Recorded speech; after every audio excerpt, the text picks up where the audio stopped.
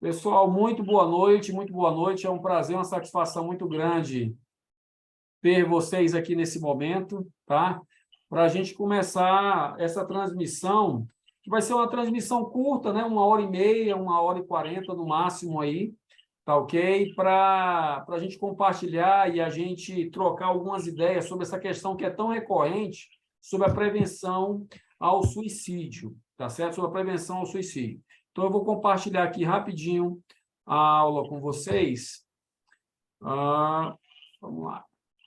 Apresentação de slides, porque não está aparecendo. Só um momentinho que não é essa. Não é isso. Vocês estão conseguindo ver aí o slide? Conseguem ver o slide? Sim. Tá ok. Então, deixa eu só voltar aqui. Então, vamos lá. Deixa eu só botar aqui no começo.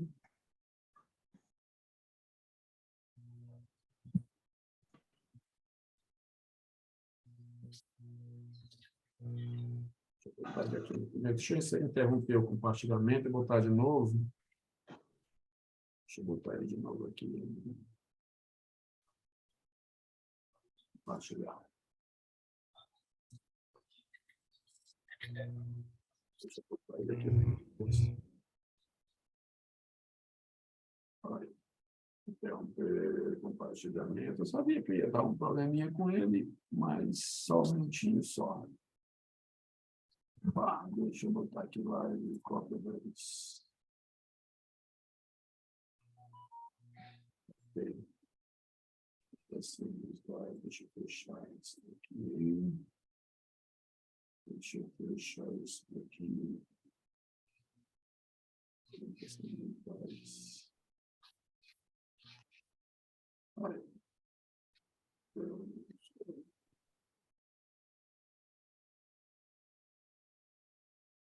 Então, só um minutinho, pessoal.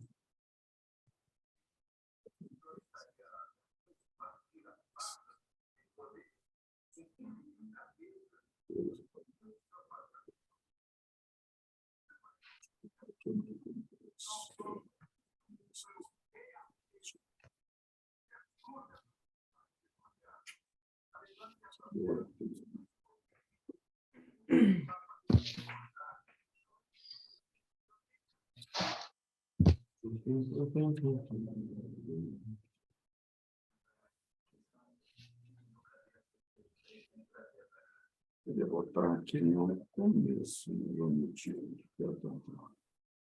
Eu e as coisas. Apresentação do slide, iniciar o primeiro slide. Pronto. Conseguem ver aí, né, pessoal? Estão acompanhando, né? Vocês estão conseguindo ver o slide? Sim. Ok, então vamos lá. O assunto que a gente vai tratar hoje é sobre a questão da valorização da vida, tá? Então, a nossa live hoje vai tratar sobre a questão da prevenção ao suicídio e as suas interfaces com a psicanálise, né?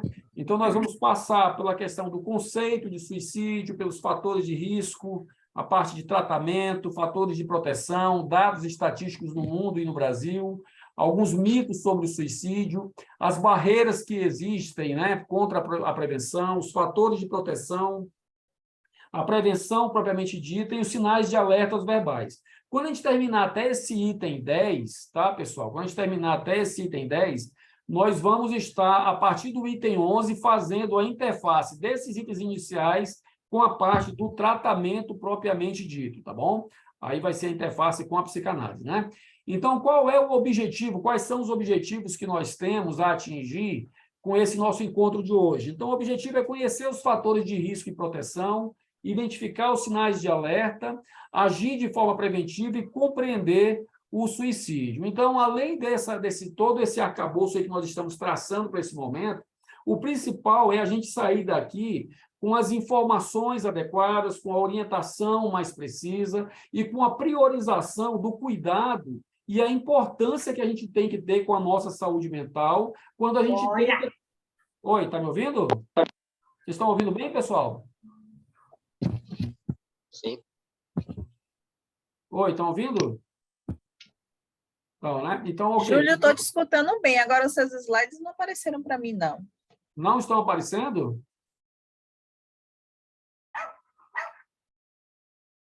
Consegue ver aí agora? Só para mim que não está aparecendo, gente. Tem que compartilhar os slides, também para mim não está aparecendo. Ah, então, peraí. Então, Nem espera para aí. mim. No início tinha compartilhado, depois saiu. Aí, Vejam aí vai agora. começar agora. Agora sim. Ah, tá ok. Então, peraí. Vou começar aqui do começo, então. Tá todo mundo vendo? Sim. Agora sim. Ótimo, ótimo. Então, vamos lá. Então, assim, se der algum problema aí, vocês me avisam que eu paro aqui, tá? Está no início. Está no do início. Tá slide. bom. Então, aqui a gente já falou sobre a questão da situação das interfaces, né? Do roteiro que nós vamos seguir, dos objetivos, tá certo? E as principais metas que nós temos para esse encontro, tá certo? Então, é informar, saímos daqui informados, saímos daqui orientados e priorizados com cuidado e a importância que a gente tem que dar à nossa saúde mental. Então, pessoal, é muito importante nós entendermos a questão do que vem a ser, né, do que vem a ser o suicídio. Então, o suicídio, na verdade, ele corresponde ao ato final de uma pessoa que está em uma situação de vida em que ela entende esse momento como um momento insuportável, como um momento interminável, como um momento inescapável, ou seja, ela está vivendo um problema em que o contexto de vida dela se calca sobre a desesperança, sobre o desamparo e sobre o desespero. Tá? Então, Freud ele tratou sobre essa questão do suicídio, né, lá em 1917, quando ele começou a fazer os seus primeiros escritos sobre luto e melancolia. Então, para ele, os neuróticos daquela época, as pessoas que eram acometidas com seus conflitos, elas não conseguiriam nunca abrigar nenhum tipo de suicídio se eles não tivessem a destinação desse impulso contra outra pessoa. Então, o que acontecia no entendimento dele? Ora, se eu passo por um princípio, pelo o nosso complexo de Édipo, onde eu tenho o meu apaixonamento por uma pessoa e o meu ódio por outra. Esse ódio não atinge o objetivo e ele volta para mim. Então, Freud ele entendeu o princípio do suicídio com base nessa questão da destinação, né, dessa pulsão de morte, tá certo? Então, dentro desse contexto, pessoal, a gente colocou esse quadrinho aí para vocês perceberem a situação do suicídio, né? Então, o suicídio é um fenômeno que ele vem presente ao longo de toda a história da humanidade e acompanha todas as culturas, tá? E é um comportamento que possui determinantes multifatoriais, que são resultantes de fatores acumulados da história do indivíduo. Então, para nós que trabalhamos com psicanálise, para nós que trabalhamos com atendimento no setting, é muito importante nós entendermos a questão da historicidade do paciente, entender como aquele paciente que chega ao seu setting é resultado de uma história, de um contexto onde traumas foram acumulados, vivências traumáticas foram acumuladas por esse paciente, e ali, dentro desse contexto do inconsciente, desses traumas recalcados, a gente tem ali uma pessoa com um sentimento forte, às vezes de baixa estima, às vezes um sentimento forte de melancolia, de ceticismo com relação ao mundo. Então, esses fatores que envolvem o suicídio, ou seja, esse fenômeno que vem presente ao longo de toda a humanidade, eles também, além dos psicológicos, eles têm fatores culturais, socioambientais e biológicos genéticos. Mas eu botei aqui numa cor diferente o psicológico, porque o psicológico é o campo onde vai acontecer a mescla de todos eles, e assim gerando o resultado, né? Gerando a consequência dessa pulsão de morte. Então, nesse slide aqui agora, a gente vai tratar um pouquinho sobre a questão da situação dos nossos números do suicídio, né? Olha que interessante aqui, pessoal. Então, nós temos, né, mais de 800 mil pessoas que cometem suicídio por ano no mundo. E o que isso representa, Júlio? Isso representa que acontece uma morte a cada 40 segundos, né? As pessoas acometidas por suicídio. Então, 75% dos casos ocorrem em países de rendas médias e baixas, tá certo? Em países de rendas médias e baixas. Obviamente que dá para a gente fazer um link muito interessante sobre essa questão da renda média e baixa, quando a gente pensa naqueles fatores culturais, né? Então, o Brasil é um país que hoje, no ranking mundial, infelizmente a gente tem que tratar com esse nome, né? É um país que ocupa a 8ª posição com maior índice de suicídios no mundo. Então, a gente pode considerar que esses números nos levam a uma demanda de entender o suicídio como uma condição de problema de saúde pública, tanto no país quanto no mundo, né? Então, esses números traduzidos para dentro da nossa fronteira, para dentro dos nossos limites, para dentro do nosso país, a gente consegue pensar nesses números traduzidos que a cada 45 minutos, um brasileiro morre vítima de suicídio.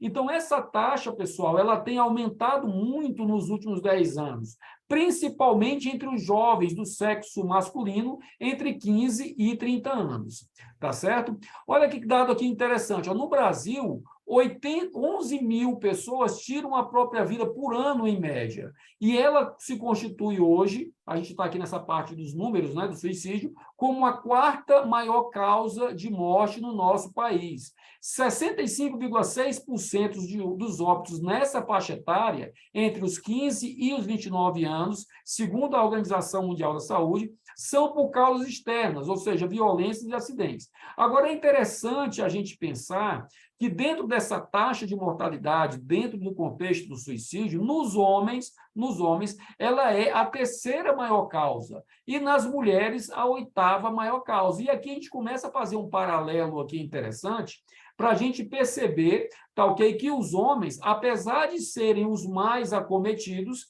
eles também são os que possuem mais mais eficácia no sentido de conseguir obter ali a sua demanda de tirar a própria vida, tá? Então, não tem como nós falarmos em números do suicídio sem pensarmos em prevenção, né? Então, 90% dos casos de suicídio no país, eles podem ser prevenidos, pessoal. Por isso que a gente está aqui, dentro dessa atenção primária, trabalhando esses assuntos, conversando sobre esses assuntos, para nós podermos ali sermos vetores dessas informações junto às demais pessoas que nos rodeiam, no nosso set, no nosso trabalho, na escola, na igreja, aonde quer que a gente esteja. Essas informações precisam se transformar, precisam ser trabalhadas para que a gente consiga transformá-las em parte prática, né? Então, dentro do Plano de Ação da Saúde Mental, que foi de 2013 a 2020 da OMS, existia uma meta de reduzir em 10% os índices de suicídio, tá certo? Então, o fato de nós estarmos aqui hoje conversando... Alguém falou alguma coisa? Quer perguntar alguma coisa? Oi, pessoal, vocês estão me ouvindo? Ok. Posso continuar?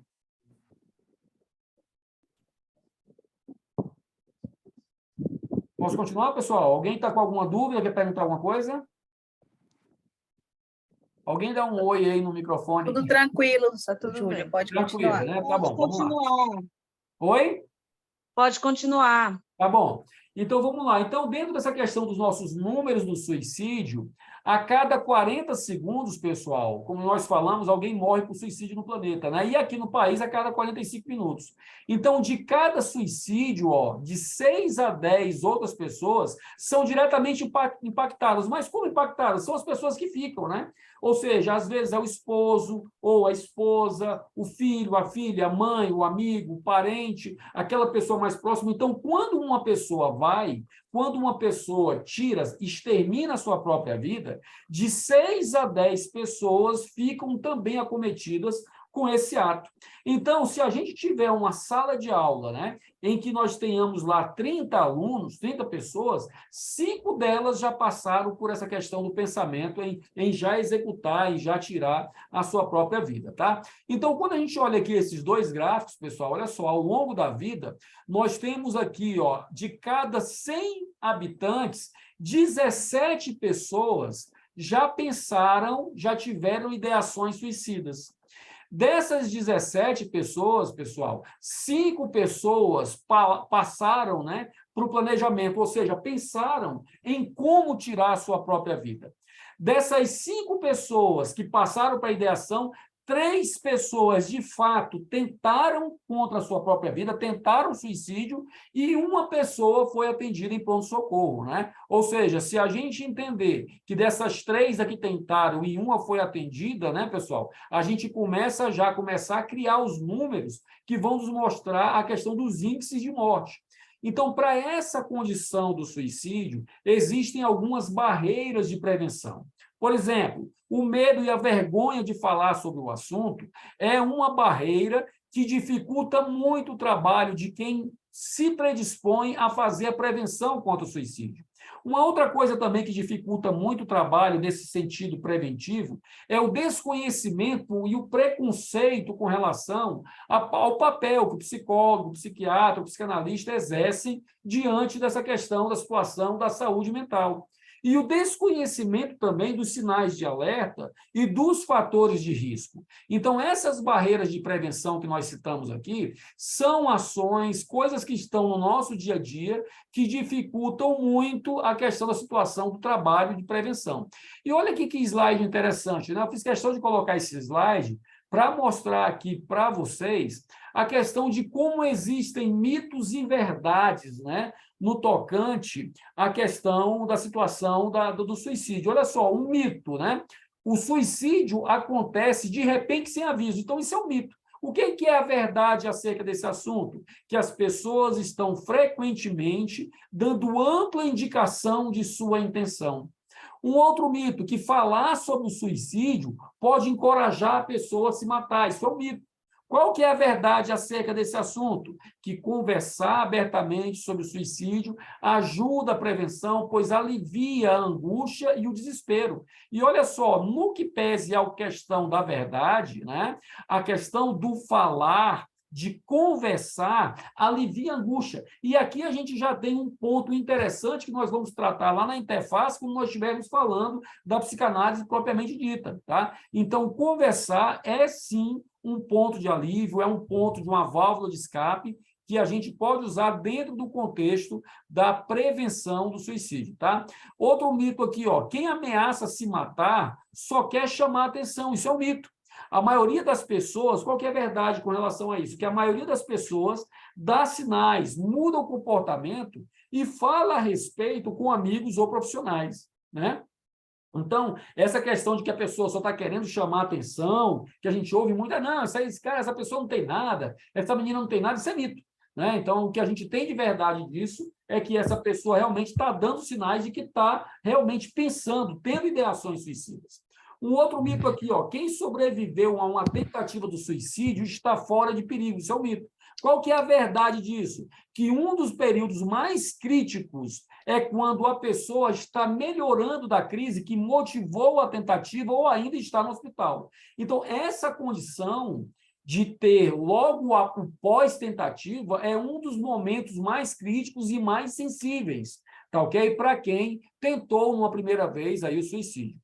E um outro mito, por fim, ó, quem quer se matar, vai lá e se mata, não fica pagando pedágio, né? O que é o contrário disso? Qual que é a verdade? Que pessoas costumam ter sentimentos confusos entre viver ou morrer. Então, esse slide ele é interessante, porque com essas informações, a gente pode trabalhar os dados junto às nossas famílias, junto às pessoas que trabalham com gente, e poderemos, assim, informá-los melhor sobre o que é mito e o que é verdade acerca do suicídio, né? Mas, Júlio, quais são os fatores de risco que existem para uma pessoa cometer o suicídio? Então, transtornos mentais é um fator de risco, são fatores de risco, fatores ambientais, fatores sociodemográficos, fatores psicológicos e condições clínicas incapacitantes.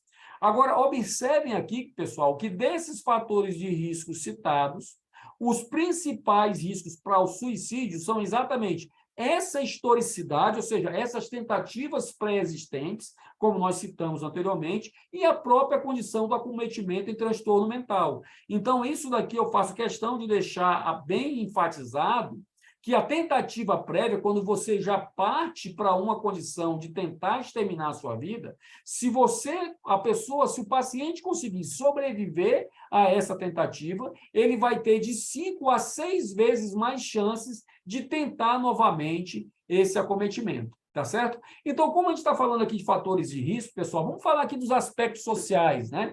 Então, os aspectos sociais, nessa questão da contribuição, né, para a tentativa de suicídio, a gente percebe que os aspectos sociais, eles influenciam muito mais nas mulheres, com 69% dos acometimentos, do que nos homens, né, que acometem-se pelos aspectos sociais apenas com 31%.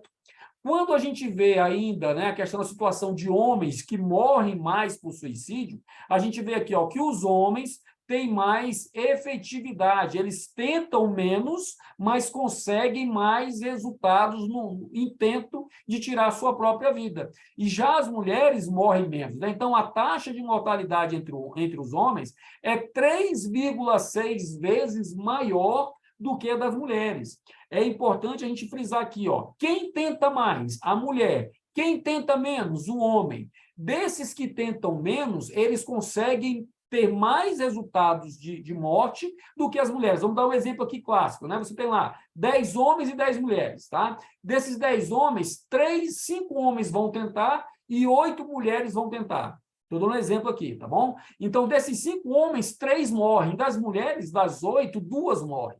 Então, os homens, apesar de ter uma quantidade de homens que tentam menos, mas os que tentam menos conseguem resultados mais efetivos no sentido de tirar a própria vida. Um outro aspecto social de relevância, pessoal, é quando a gente trata da questão da situação conjugal.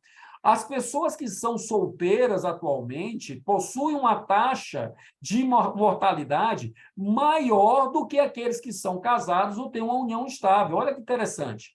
Aqueles que são solteiros, viúvos ou divorciados possuem uma taxa de mortalidade atual de 60,4%, enquanto os casados, ou seja, aqueles que têm também união estável, de 31,5%. Então, aspectos sociais, como a questão das idades que são mais acometidas entre 15 e 30 anos, problemas financeiros, pessoas que passam para a aposentadoria ou aqueles que são militares, quando passam para a reserva, a questão da fragilidade de vínculos sociais, familiares, institucionais, as pessoas que têm idade acima de 65 anos, a condição de desemprego, as pessoas que moram em áreas urbanas, são pessoas que, dentro dessas condições, que englobam os aspectos sociais, possuem mais vulnerabilidades ao suicídio, tá bom? As pessoas, então, também podem ser acometidas, pessoal, com aspectos psicológicos, ou seja, quais os aspectos psicológicos, Júlio, que podem acometer uma pessoa, transformando nele num potencial risco de suicídio, tá? Então, perdas recentes, né, de familiares, entre entes queridos, pouca resiliência, ou seja, a capacidade de se recobrar ou de se adaptar às mudanças ou situações adversas, a personalidade impulsiva, agressiva ou de humor instável, a vivência de abuso físico ou psicológico, a questão da família disfuncional. Qual é a principal diferença entre uma família disfuncional e uma família funcional? A família disfuncional é aquela família que, além de não entender o papel que cada um ocupa, não desfruta de um bom diálogo, né? Não desfruta de um bom ambiente de conversação no seu meio. Tá certo? Então, uma família disfuncional é uma família que, dentro dos aspectos psicológicos, contribui muito, tá ok, para essa condição. Só um minutinho aqui. Ah, não. Só um minutinho aqui, pessoal. A Rosângela está perguntando aqui. Não, já começou.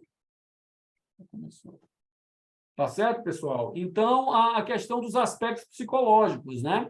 Pouca resiliência. Então, são aspectos que contribuem aí para a situação, tá, do aumento, né, dos casos de suicídio, tá bom?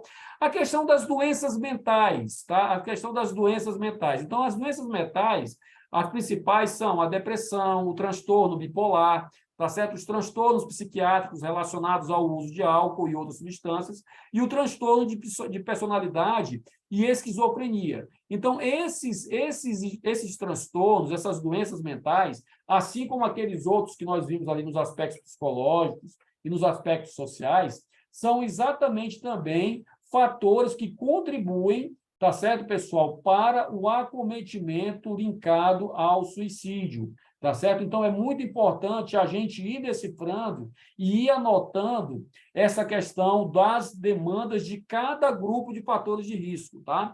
Condição de saúde limitante, ou seja, a pessoa está passando por uma doença crônica, já tem um diagnóstico de doença grave ou incapacitante, tá certo? Então, isso também aumenta muito o risco de suicídio. Pessoal, alguém tem alguma dúvida até agora? Quer perguntar alguma coisa? Alguém está com alguma dúvida? Quer perguntar alguma coisa, tirar alguma dúvida, fazer alguma contribuição?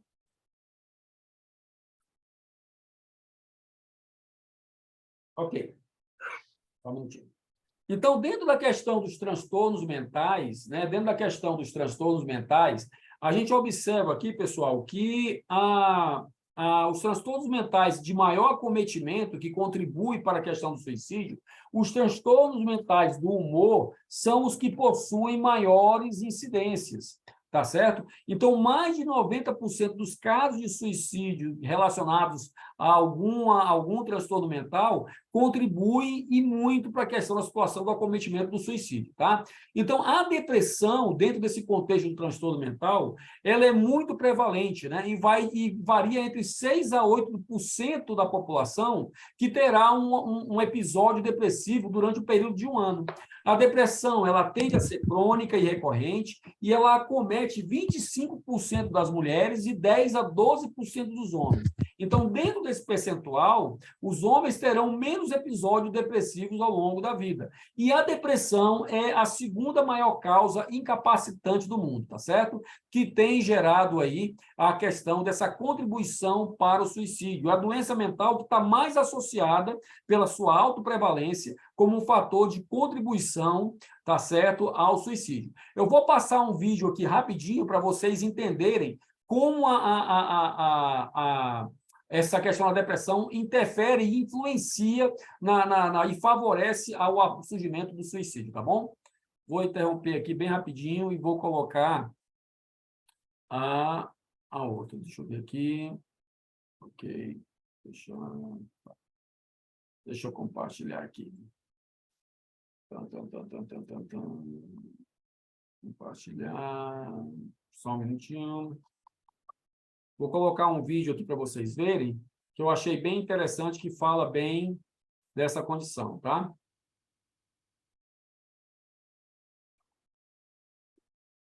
Vocês estão vendo o vídeo aí, pessoal? Sim. Oi, vocês estão conseguindo ver o vídeo? Eu tinha um Tô. cachorro preto. Ótimo. Sim. Seu nome era Depressão. Sempre que o cachorro aparecia, eu me sentia vazio e a vida parecia tornar-se mais lenta. Ele me surpreendia com uma visita sem razão ou ocasião. O cachorro preto me fazia parecer e me sentir mais velho do que eu era. Enquanto o resto do mundo parecia aproveitar a vida, eu via tudo através do cachorro. Atividades que antes me traziam prazer, subitamente pararam de fazê-lo. O cachorro preto adorava arruinar o meu apetite. Ele mastigou a minha memória e minha capacidade de concentração. Com ele, era necessária força sobre-humana para fazer qualquer coisa. Em eventos sociais, ele espantava para longe qualquer confiança que eu tinha. Meu maior medo era ser descoberto.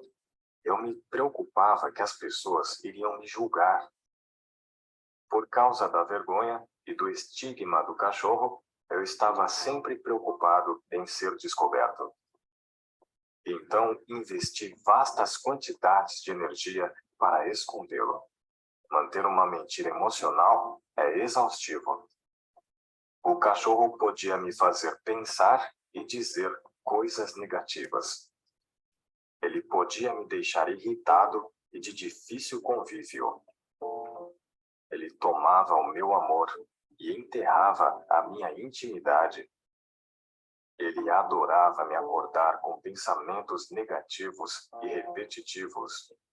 Ele também gostava de me lembrar o quão cansado eu estaria no dia seguinte. Ter um cachorro preto não é se sentir triste ou para baixo. é pior. É não ter a capacidade de sentir. Eu envelhecia e o cachorro preto ficava maior, aparecendo toda hora. Eu tentava espantá-lo, mas frequentemente ele vencia. Cair se tornou mais fácil do que se levantar novamente. Então eu me tornei bom em me automedicar, coisa que não ajudava de verdade. Em certo ponto, me senti totalmente isolado de tudo e todos. O cachorro preto tinha finalmente conseguido sequestrar minha vida. Quando se perde a felicidade em viver, você começa a questionar qual é o motivo da vida.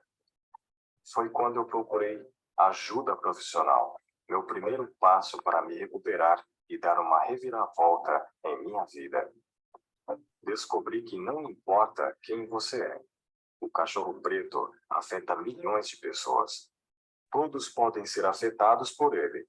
Não existe pílula mágica. Medicação ajuda alguns. Outros precisam de outra abordagem. Também aprendi que ser emocionalmente sincero com as pessoas próximas pode mudar tudo. Acima de tudo, aprendi a não temer o cachorro preto e até o ensinei alguns truques. Quanto mais cansado e estressado você está, mais alto ele late. Aprenda a ter a mente serena. Exercícios físicos são tão eficientes quanto medicamentos para tratar a depressão. Ande ou corra e deixe-o para trás. Colocar seus sentimentos no papel pode ser catártico e revelador. Lembre-se das coisas às quais você é grato. Não importa quão ruim a sua vida esteja, tomar os passos certos e conversar com as pessoas certas fazem os dias de cão passar. Eu não diria que sou grato ao cachorro preto, mas ele tem sido um professor incrível. Ele me forçou a reavaliar minha vida. Aprendi que, ao contrário de correr dos meus problemas, devo abraçá-los. Quem sabe o cachorro preto faça sempre parte da minha vida, mas ele nunca será a fera que já foi. Nós temos um acordo. Por meio do conhecimento, paciência, disciplina e humor, até o pior cachorro preto pode ser curador. Se você está com problemas, nunca tenha medo de pedir ajuda. Não existe vergonha alguma em fazê-lo. A única vergonha é deixar a vida passar.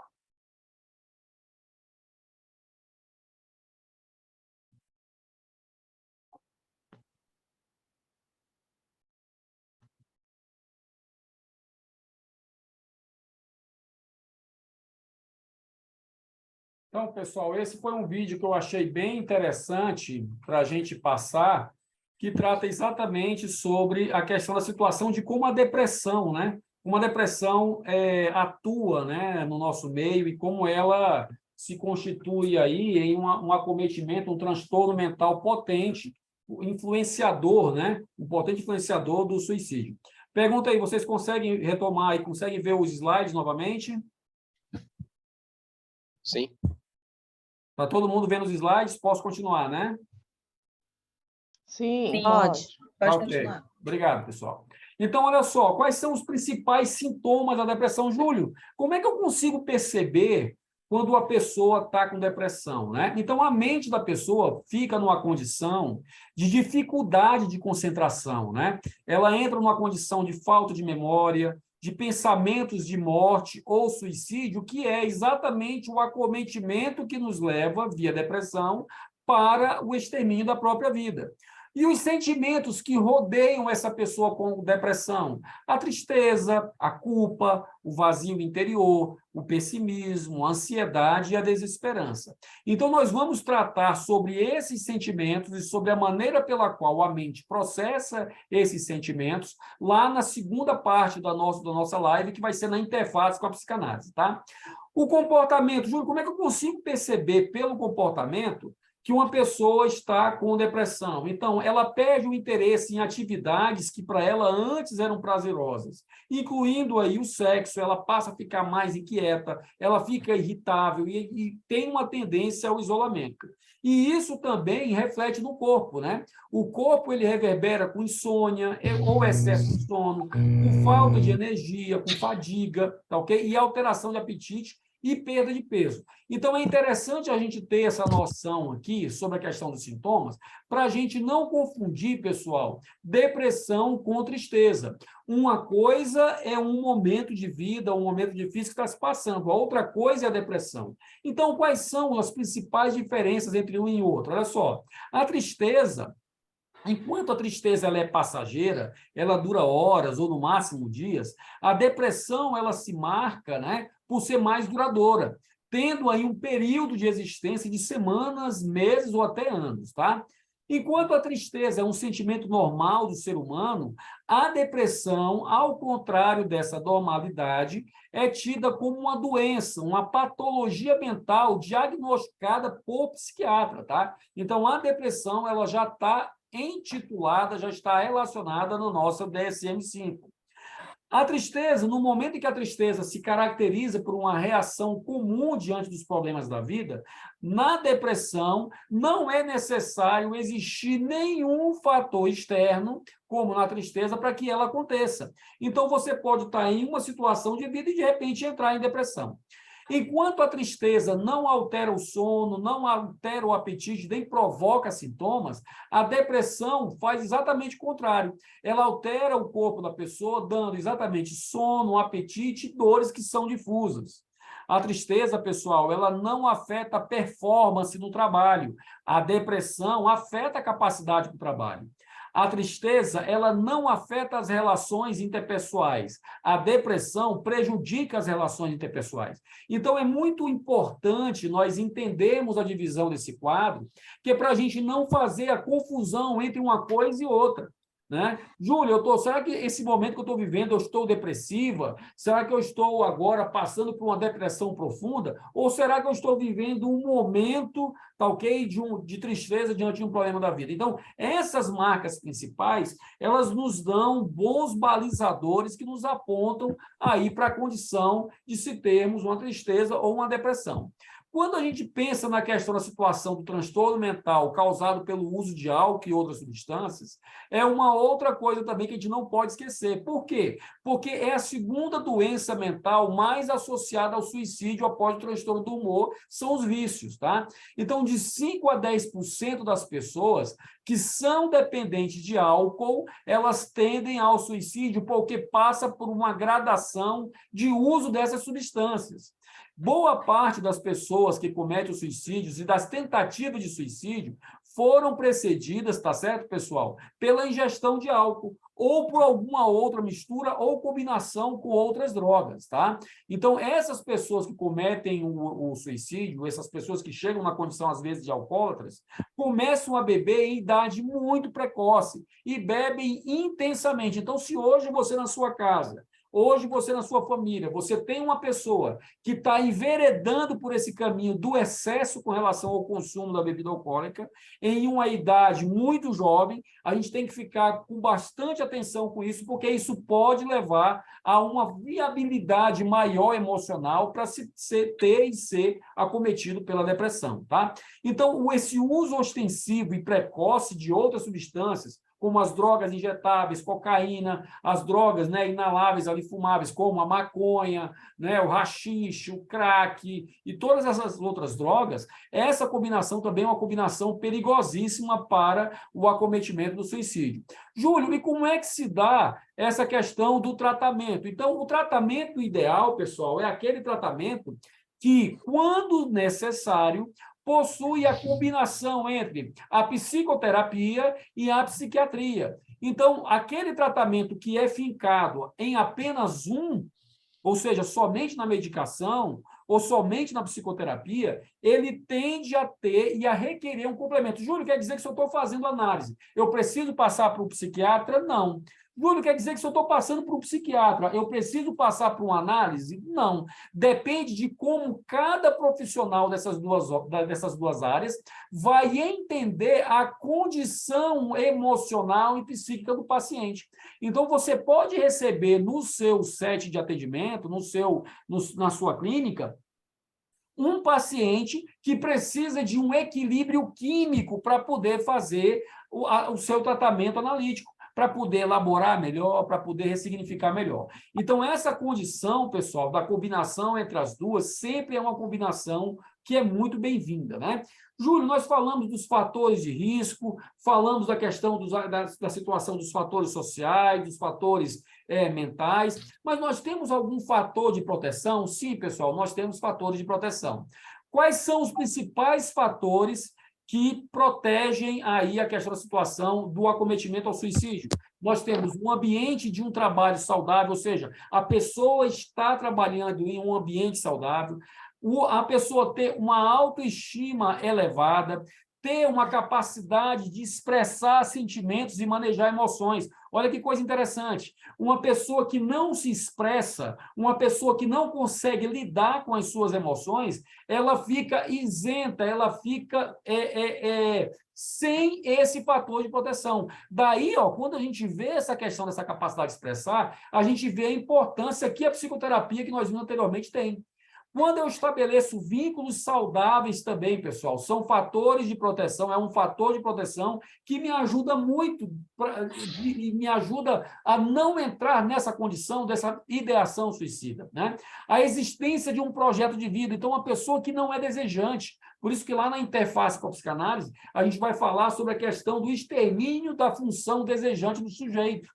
Né? Então, uma pessoa que não tem um projeto de vida, que não tem uma meta a alcançar, ela fica desprotegida. Ao contrário, se ela tem um projeto de vida, se ela tem uma meta, se ela quer chegar em algum lugar, isso daí a afasta da condição do suicídio, tá bom? Outros fatores de proteção que nós podemos citar é a ausência de transtorno mental, a pessoa que tem uma boa espiritualidade ou uma convivência comunitária ali adequada, quando a pessoa faz atividade física, quando ela tem atividade de lazer e bons vínculos sociais. Então, aqui são outros fatores de proteção que são muito importantes aí para a questão da defesa do emocional dessa pessoa, para não entrar na condição de suicida, tá bom? Outros fatores de proteção que são importantes, o suporte familiar de qualidade. Lembra que a gente tinha falado, pessoal, sobre a questão da família disfuncional? Então, aqui se soma esse item, né? Um suporte familiar de qualidade, ou seja, uma família que conversa, uma família que dialoga, uma família que dá-se a escuta, uma família que dá-se a se compreender. E é interessante a gente pensar que nesse conceito da família funcional, dessa família que entende o papel de cada um dentro desse conceito do diálogo, é importante pensar no que é diálogo, né? O diálogo é você exatamente falar o que você pensa e saber suportar a opinião alheia, né? A opinião do outro. Tá certo? Saber ouvir a opinião do outro. Então, se você já entra em uma conversa na sua família, com seu filho, com o esposo, com a esposa, em que você tem a sua convicção e não está aberto em empatia para entender o outro lado, esse diálogo tem uma tendência muito forte de descambar para uma discussão, né? De cair para uma discussão. E aí, o que era para ser um fator de proteção vai entrar e vai se transformar naquela questão do fator social dentro da situação conjugal, que favorece a questão do suicídio. Então, a pessoa está empregada também, tá certo? É um outro fator de proteção. Essa capacidade de se adaptar, essa capacidade de resolver problemas, tá ok? E quando a pessoa tem acesso aos cuidados de saúde mental, como a terapia, né? Ir a um bom psiquiatra, ir a um bom psicólogo, a um bom psicanalista, tudo isso aí contribui como fator de proteção, tá? E quando a gente fala de prevenção, pessoal, nós temos 3 tipos, tá? Nós temos a prevenção primária, que é a prevenção que trata sobre a parte da conscientização e da sensibilização, que é exatamente essa que nós estamos fazendo aqui agora.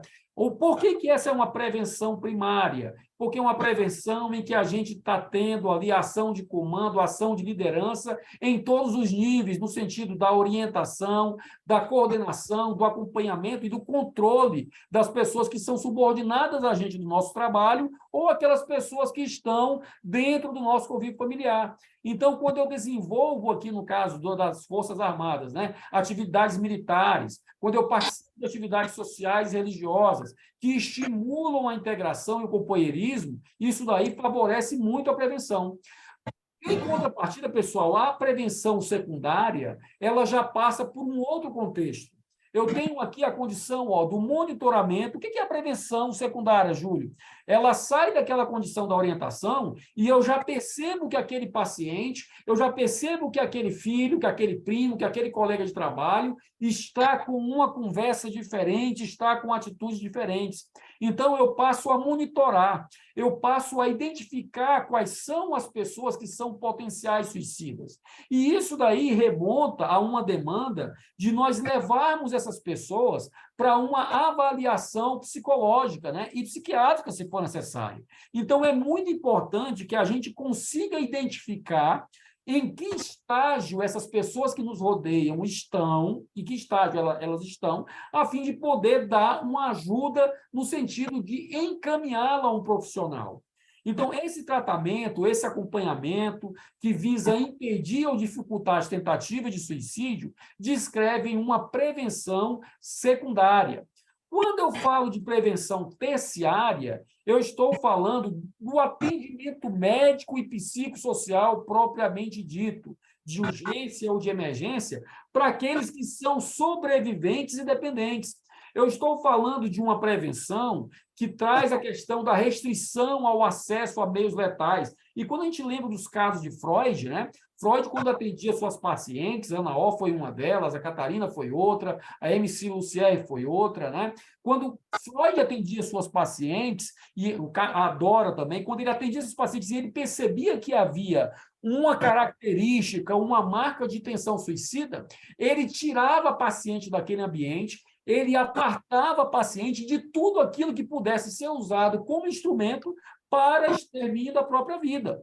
Então, essa prevenção, por exemplo, se você está em casa, você conhece uma pessoa, né, que tem essas características, oriente as pessoas que estão ao redor dela, né? Olha, não deixe essa pessoa perto de arma de fogo, não deixe essa pessoa perto de facas, né, de materiais corto-perfurantes. Então, essa condição já é uma prevenção terciária, tá? E quando a gente fala de prevenção terciária, é importantíssimo nós falarmos sobre a questão do amparo aos próprios familiares e dependentes dessa pessoa que tentou o suicídio. Então, se você tem uma pessoa, se você conhecer uma pessoa que já tentou contra a própria vida, as pessoas que rodeiam esse suicida, que rodeiam esse ideativo suicida, precisam também serem atendidas. Tá? Então, é muito importante, dentro do nosso consultório, quando a gente recebe uma pessoa que passou por a fase de planejamento e entrou na fase de tentativa, como nós conversamos anteriormente, é muito importante que os familiares dessa pessoa também tenham aí o devido atendimento. Pessoal, está tudo bem até agora? Vocês estão entendendo? Alguém quer fazer alguma pergunta? Júlio, eu tenho uma pergunta. Pode falar. Quem está só para falando? ver se... É Sheila.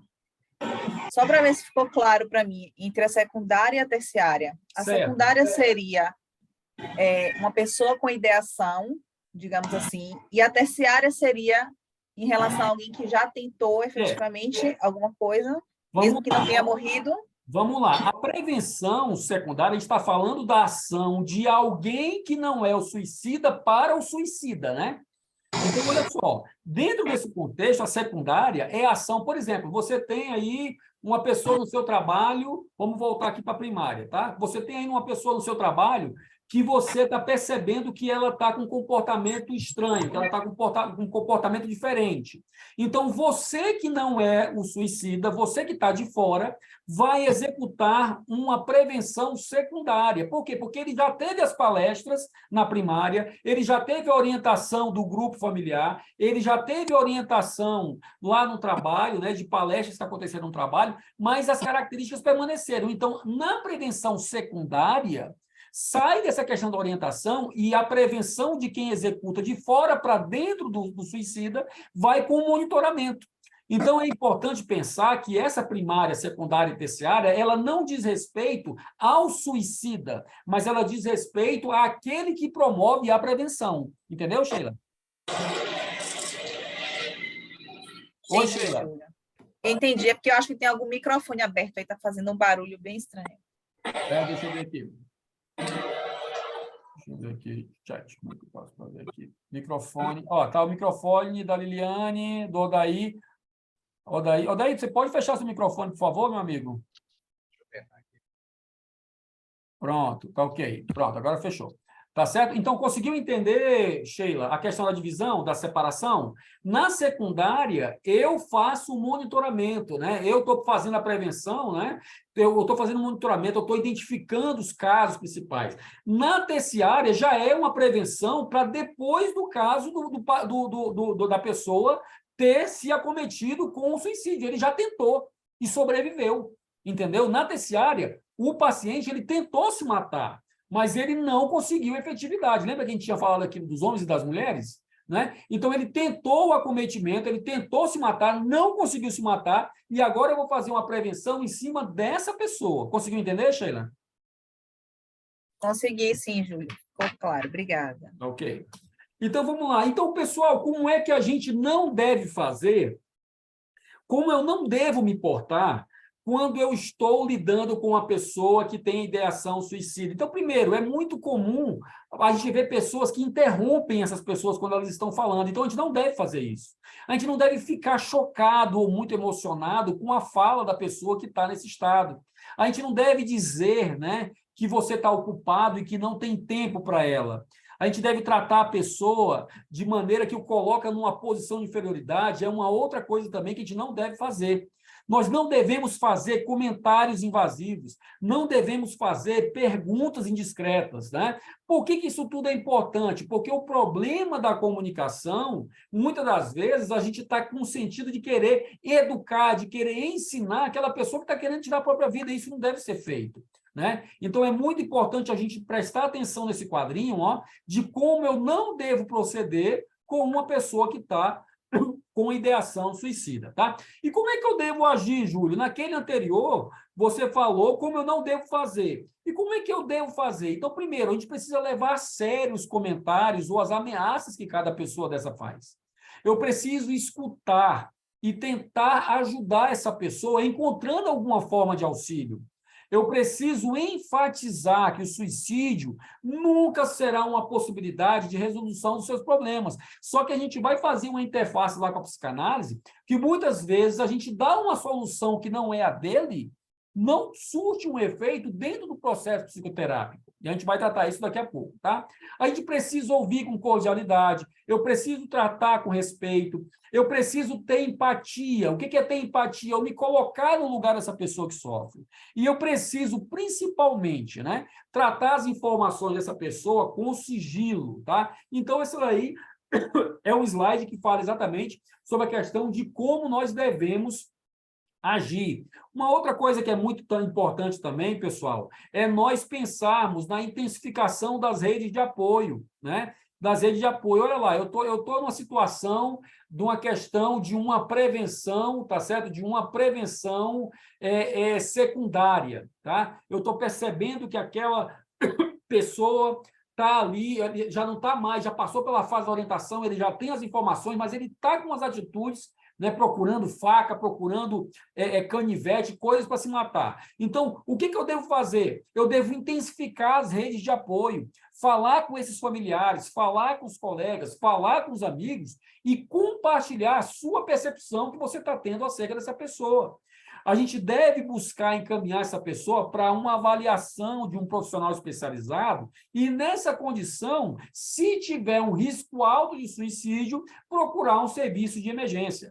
E o que é o mais importante, pessoal? Que uma pessoa com ideação suicida nunca deve ficar sozinho, tá? Ela não deve ter vergonha de procurar essa pessoa. Então, nesse slide aqui, eu fiz questão de colocar essa foto, Onde tem aí uma pessoa, né, triste, que está com uma tristeza, passando, uma tristeza não, uma possível depressão, passando por um problema, né, de vida, né, circunstancial, um problema complicado na vida dela, e aqui ela tem amigos, aqui ela tem um profissional, ó, com sua pranchetinha de anotação, exatamente mostrando essa questão da rede de apoio, né, que é composta por amigos, colegas, familiares, hospitais, serviço de saúde pública, né, capelanias, igrejas, enfim, tudo aquilo que pode vir a ser um ponto de apoio para essa pessoa.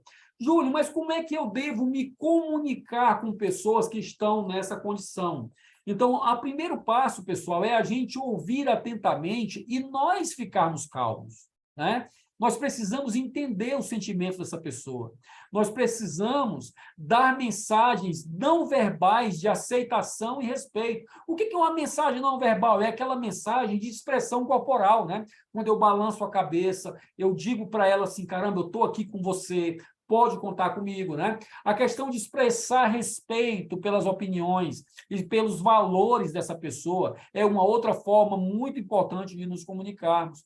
Conversar honestamente, com autenticidade com essa pessoa, né? Mostrar a sua preocupação no cuidado e afeição, focalizar nos sentimentos da pessoa. E como é que eu não devo me comunicar, Júlio? Qual que é o oposto disso daqui? É quando eu interrompo frequentemente, aquilo que eu tinha falado anteriormente, né? Fico chocado, né? Dizer que está ocupado, né? Botar a pessoa na posição de inferioridade, enfim. Então, essas formas aqui eu fiz questão de colocar novamente, porque elas são muito práticas, né? Elas são muito aplicáveis no nosso dia a dia, tá bom, pessoal? Então, Júlio, quais são os sinais de alerta que a gente pode ter quando uma pessoa... Quais são os sinais de alerta que eu posso perceber que uma pessoa está com um alerta comportamental? Então, quando eu percebo alterações significativas nos hábitos de higiene, na alimentação ou no sono dessa pessoa, quando ela tem conversas ou ideias sobre morte ou suicídio, quando ela tem uma diminuição do desempenho no trabalho, quando ela é extremamente irritável e possui um comportamento de autodefesa, quando ela tem uma variação de humor muito grande, uma depressão e uma tristeza muito grande, quando ela abusa do álcool, quando ela abusa de drogas e quando ela tem uma distribuição de bens ou uma confecção repentina de um testamento. Então, eu posso ver, através dos comportamentos, de alguns comportamentos como esses, que ali são sinais de alerta que apontam para um possível ali suicida, tá bom? E a partir de agora, pessoal, nós vamos fazer a nossa interface com a psicanálise. Ou seja, nós vamos fazer agora esse paralelo com o método psicanalítico. De tudo isso que a gente viu, que é uma informação muito voltada para a prevenção, para a gente ter esse conhecimento dentro da nossa casa, aplicável aos nossos filhos, aos nossos amigos, né? Às pessoas que nós queremos bem, mas agora nós vamos fazer um paralelo com a psicanálise. Então, isso vai estar muito voltado, desculpa, principalmente para aqueles que trabalham com psicanálise, que trabalham com algum tipo de psicoterapia, tá bom? Então, quando eu começo a fazer o paralelo com tudo que a gente viu até agora com a psicanálise, eu começo a perceber, pessoal, que dentro do nosso contexto social, as pessoas estão se apresentando com uma fragilização psíquica muito grande. Por que que isso acontece? Porque, atualmente, quer dizer, na verdade, vem ao longo da história, mas hoje em dia, devido a essa questão da globalização, dessa questão da situação, desse resultado, dessa busca por resultado constante, a sociedade da gente se transformou em uma sociedade muito performática, né? E nesse sentido, as pessoas têm ficado cada vez mais sem intervalos para refletir, para pensar consigo sobre a sua vida, para ter um momento de encontro com a sua própria dor e o seu vazio.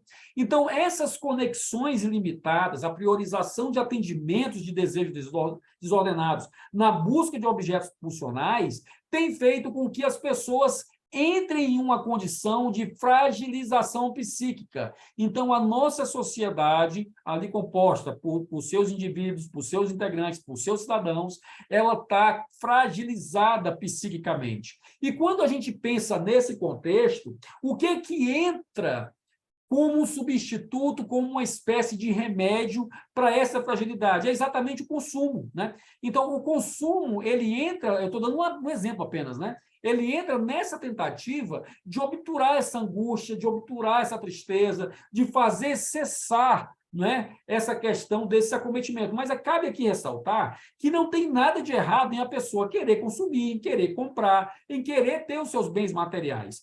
O problema, na verdade, acontece quando essa ocupação ela passa a ter uma função de preenchimento de outras faltas que não aquelas do objeto. Eu vou dar um exemplo, né? Você está dentro de casa, aí você está ali um trabalho com o seu patrão, aí o seu patrão encheu o seu saco, você está ali perturbado da cabeça, o que você faz? Você vai para o shopping e gasta R$1.000 em compras. Você não consegue olhar para si e se entender dentro do seu acometimento. Você vai para lá e compra e gasta o que tem e o que não tem, como uma forma de suprir essa falta. Então, nessa condição, nessa situação, quando eu parto desse princípio em que um algo externo, que não eu mesmo olhando para mim, cala os meus sintomas, eu vou ter o quê? A geração de mais sintomas. Esse é o princípio da psicanálise, né, pessoal? A retirada da fala, a retirada da expressão verbal, a retirada da expressão dos sentimentos, da associação livre do paciente, é exatamente aquilo que faz gerar mais sintomas. Então, dentro dessa condição que nós estamos tratando, a historicidade do paciente é fundamental para aquele que trabalha com a psicanálise. Nós sabermos sobre a questão da situação de como é a história desse paciente, entender como é que é o percurso de vida, quais são as pessoas que fazem parte da sua vinculação, entendermos como ela se relaciona com a família, como ela se relaciona com o trabalho, como é que ela está na sua condição de desafetação, ou seja, como é que ela está se orientando sem ter bons vínculos afetivos, né? Se os seus vínculos afetivos são totalmente manchados, né, por raiva, por ódio, né, por questão de situação, de pensar em tudo menos em ter a pulsão de vida ali aplicada. Então, quando eu tenho essa condição, eu me alieno, eu passo a me alienar aos próprios desejos do outro. Eu deixo de ter o controle da minha vida, eu deixo de ter o controle da minha existência. E quando eu deixo de ter o controle da minha existência, eu fico mais próximo do chamado da morte. Por quê? Porque eu vou ficando vulnerável, né? Eu vou ficando infantilizado, né? Regressivo à condição de ter sempre um cuidado de outro. Então, todas as vezes que eu me perco de mim, que eu fico mais dependente, por exemplo, eu tenho uma paciente minha de Recife, né, que ela tem uma condição de uma dependência do marido muito grande com relação a ela, né? Ela se separou, graças a Deus, aí já está vivendo uma outra vida através aí da ANAD, já estamos aí praticamente há 1 ano e 5 meses, né? Conseguiu aí restabelecer a vida, mas o marido ficou, né? O marido regrediu, né? Então o cara está ligando para ela, dizendo que vai se matar. Então, olha só, é uma pessoa que aliena os seus desejos ao outro, fica condicionando a paciente a ser a solução, a tábua de solução, né, dos problemas que ele tem. Então, quando ele não consegue sentir o próprio desejo, pessoal, a gente vai se aproximando da morte. Então, dentro dessa situação, diante de tudo isso que está aqui exposto, o manejo clínico, que aquilo que a gente faz dentro do setting deve viabilizar o quê? Agora eu estou dando as dicas importantes, né, Júlio? Então, como é que eu trabalho esse paciente? Então, a gente deve trabalhar no sentido da construção de um espaço de simbolização, né? E o que é simbolizar? Simbolizar é nós impetrarmos a nossa marca, a marca do Júlio, a marca da Sheila, a marca da Isabelle, a marca do Odaí, em tudo que nós fazemos, né? Aí, não, se eu vou fazer uma comida, eu estou dando um exemplo, né? Tem aquele temperinho que é meu, eu boto 2 colherinhas de açúcar com um melado de cana, com um pouquinho de sal, eu vou arrumar estante, tem aquele meu jeito. Então, quando eu coloco aquilo que para mim é representativo, em tudo que eu faço, eu simbolizo. Então, a gente tem que provocar no paciente a superação desses traumas com a construção de um ambiente, de um espaço, em que ele possa externar essa simbolização, ou seja, o carimbo da marca da vida dele, né? Uma outra coisa também que é muito necessária a gente trabalhar no SET, pessoal, é quando o paciente ele não consegue elucidar sozinho e perguntar, de fato, o que precisa morrer na vida dele para que ele viva, né? Porque, olha só, se ele está querendo tirar a vida dele, na verdade, ele não quer se matar, ele quer tirar essa dor. Então, que dor é essa, né? O que ele sente, como sente, o que precisa sair da vida dele para que ele possa viver. Então, esse tratamento é um tratamento que é um tratamento muito bem indicado, e isso aí está muito bem marcante, né? No livro da Vera Lúcia Silva Prazeres, tá? Eu já compartilhei até esse livro no nosso grupo, é um livro que trata sobre como clinicar na atualidade. Então, esse contexto que nós estamos vendo aqui está com base exatamente nessa obra, uma obra espetacular, vou repetir aqui, ó, de Vera Lúcia Silva Prazeres, Clinicar na Atualidade. Você consegue encontrar esse livro, né, que foi base para toda a montagem dessa aula, tá ok? Na internet aí, e é uma excelente aquisição, tá? Então, a Silvia, ela trata muito sobre isso, né? A Vera Lúcia, ela trata muito sobre isso, né? Que é a questão da situação, ó, o que cabe pensar? Então, cabe pensar que o paciente, ele precisa ter uma situação de desejo, ele precisa desejar, ele precisa ser um ser desejante, alguém que pulsa no sentido de algo, né? Ele não pode estar alienado, ele não pode estar voltado, tá ok? Para uma condição de perda de si, né? Ele não pode ficar alienado ao que o outro quer. Então, a análise tem que levar o paciente para dentro da bolha, para dentro do conjunto, para dentro do quintal, para dentro da fronteira do desejo. E se ele assim não conseguir se perceber desejante, que ele entre dentro ficou redundante, né? Perdão, que ele entre no desejo do analista. Então, essa é uma outra técnica, é um outro manejo em que o paciente vai perceber que ele está posicionado dentro do desejo do analista, ou seja, o analista vai se preocupar com ele, vai perguntar como é que ele está, se ele se alimentou, como é que está a sua condição. Percebam que nós estamos falando de pacientes, olha aqui a foto aqui, ó, que têm ideações suicidas nos seus acting outs, né? Ou seja, nas suas ações fora do setting. Então, esse paciente precisa ser tratado de uma forma diferenciada, que o leve para dentro de um espaço de elaboração e de simbolização e que ele viva dentro desse desejo dele, que caso não exista, se caso não existir, que seja no do próprio analista, tá bom? Então, qual que é o desejo fundamental? É que ele tenha o desejo de ser desejado, né? Então, ele tem que mudar a vida dele no sentido de passar a ser importante principalmente para ele. Eu me desejo, eu quero o meu bem, é aquele narcisismo do bem, né? Muitas pessoas aí têm preconceito, né, com o narcisismo, e eu costumo falar sempre isso, é o narcisismo do bem, ou seja, eu vou voltar a minha energia, a minha libido para mim fazer bem, para mim cuidar. Eu não estou dizendo aqui, pessoal, que a gente deva viver isolado sem entender as pessoas que estão ao nosso redor.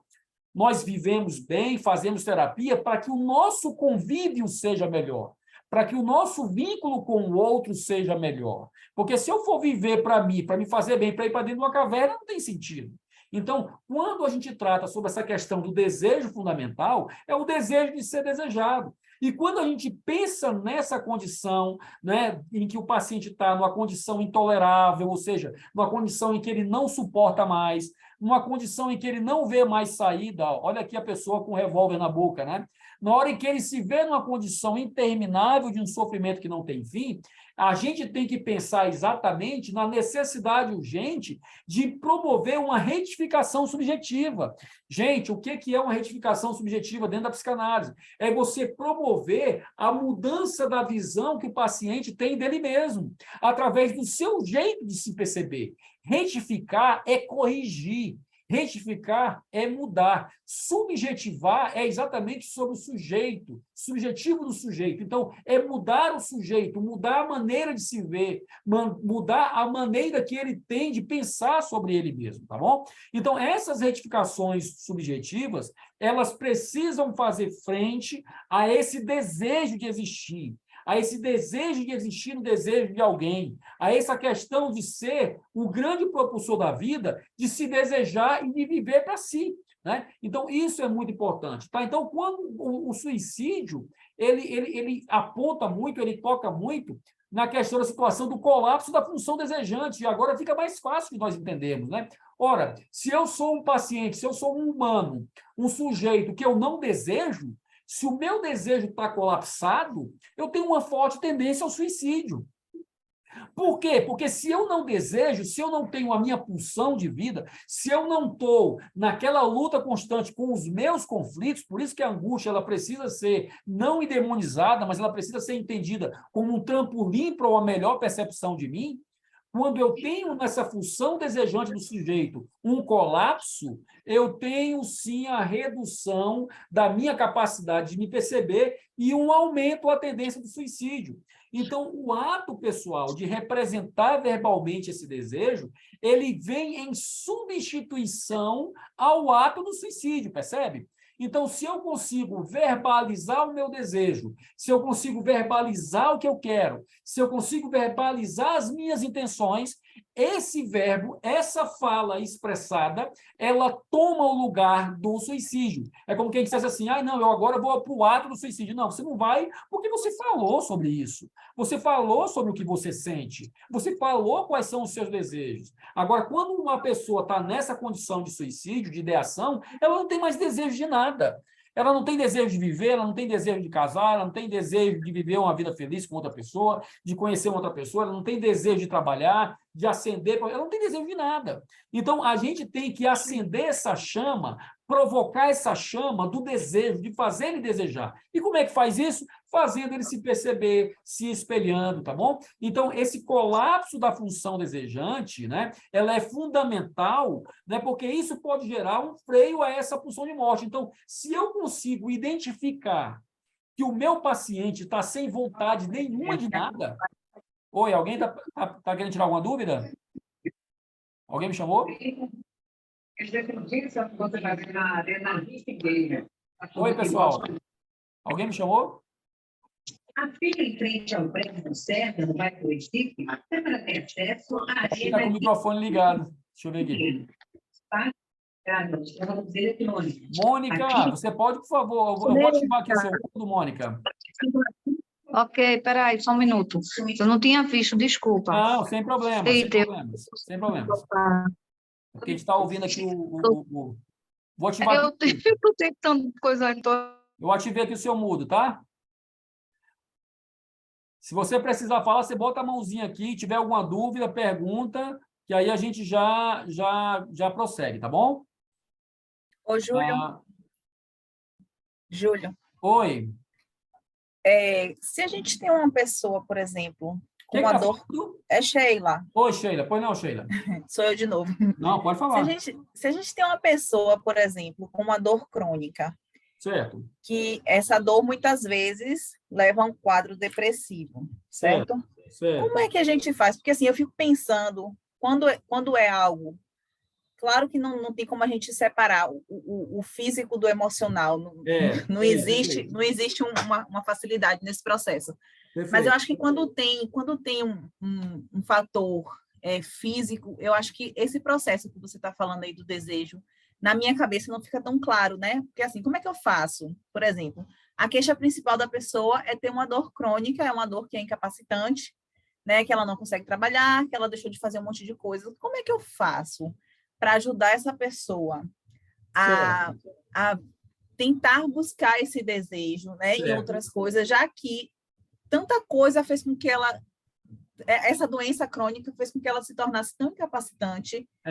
E uma das suas queixas principais é essa dor crônica, né? Eu fiquei meio confusa, assim, como é que eu poderia fazer? Vamos lá, olha só, o que Freud falava, né? Freud dizia que enquanto a necessidade e a vontade de mudar não for maior do que a dor que a pessoa vive, ela não muda, né? Então, como é que eu faço para fazer, como é que eu faço para promover a mudança? Nós temos que mostrar para ela, provocar nela, que ela enxergue o ciclo de repetição, né?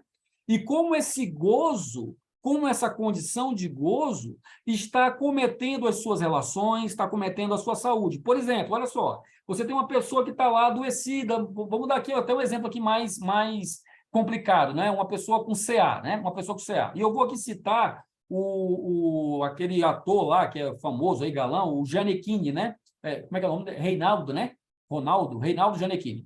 Esse cara, ele deu um depoimento que eu achei muito interessante, ele disse assim, cara, quando você está próximo da morte, quando você não sabe se você vai viver amanhã, você tem duas opções a decidir, né? Dois caminhos a decidir. Ou você se entrega e espera a morte chegar, ou você vive aquele dia como se fosse o último, né? Ou seja, como é que ele vai dizer que o dia não está bonito, né? Como é que ele vai dizer que aquela comida não é gostosa, se ele não sabe se amanhã ele vai ter? Então, quando o paciente ele se percebe, Sheila, ele percebe o caminho que ele está tomando, ele percebe a questão da repetição, e aí vem a fala do analista no sentido de provocar essa percepção, entende? Então, Júlio, como é que eu faço isso? Você precisa provocar no paciente a percepção de como o ciclo de repetições dele está levando ele, dentro dessa condição de gozo, para a pulsão de morte. Né? Vamos dar aqui um exemplo, uma pessoa que está lá, que já está acometida com a situação do alcoolismo, né? A pessoa já está acometida com a situação do alcoolismo. Então, ela não consegue parar de beber. Então, ela vai bater o carro, depois ela vai matar alguém, depois talvez ela sofra um acidente, quebre ali o braço e a perna, depois ela vai perder a família, depois ela vai perder o dinheiro, entende? É necessário promover a colocação do espelho lacaniano, né, na frente desse paciente e que ele enxergue, Sheilinha, como é que ele está se deteriorando. Então, a decisão, um dos grandes problemas que nós temos, Sheila, e eu já percebi isso em mim também, durante um certo tempo, é a gente querer gerar a solução ao paciente, né? Então, o nosso trabalho vai até a situação de nós darmos o espelho, de nós mostrarmos a ele, olha aqui o que está acontecendo com você. Você está percebendo o que está acontecendo? Você está percebendo essa situação? Você está percebendo como é que essa repetição está te levando para essa condição? E o trabalho de decisão já não é mais nosso, percebe, Sheila? Já não está mais com a gente. Não é mais nosso. Aí é o trabalho de decisão do paciente. Agora a gente vai ver mais à frente aqui um pouquinho que quando o paciente está nessa condição de acometimento para fim de ideação suicida, em que ele não tem a condição de avaliar essa sua inércia na decisão de optar pela pulsão de vida, ao invés de se deixar levar pela pulsão de morte, aí a gente vai tratar sobre a questão da ética psicanalítica, de como é que a gente deve proceder nesses casos, tá bom? Eu não sei se eu te respondi, Sheila. Sim, Júlio. Respondeu sim, obrigada. Tá ok. Então, vamos lá. Então, a questão dessa função desejante ela é muito importante, né? Representar verbalmente esse desejo que ocupa o lugar do ato. Esse colapso da função desejante é muito importante o analista identificar, como a Sheila perguntou, como a Sheila bem frisou. Júlio, eu percebi isso, e o que é que eu faço? Eu tenho que mostrar a ele a sua demanda de reorganização, eu tenho que mostrar a ele a condição de como ele está nesse colapso, né? Então, a gente também precisa pensar, Sheila, que esse paciente precisa descansar de uma certa forma, né? A gente precisa pensar que esse paciente precisa se deslocar desse local aonde ele se adoece, né? Então, se ele está se adoecendo no trabalho, que ele tenha um período de ausência, né? Que ele pegue um período para tratamento de saúde.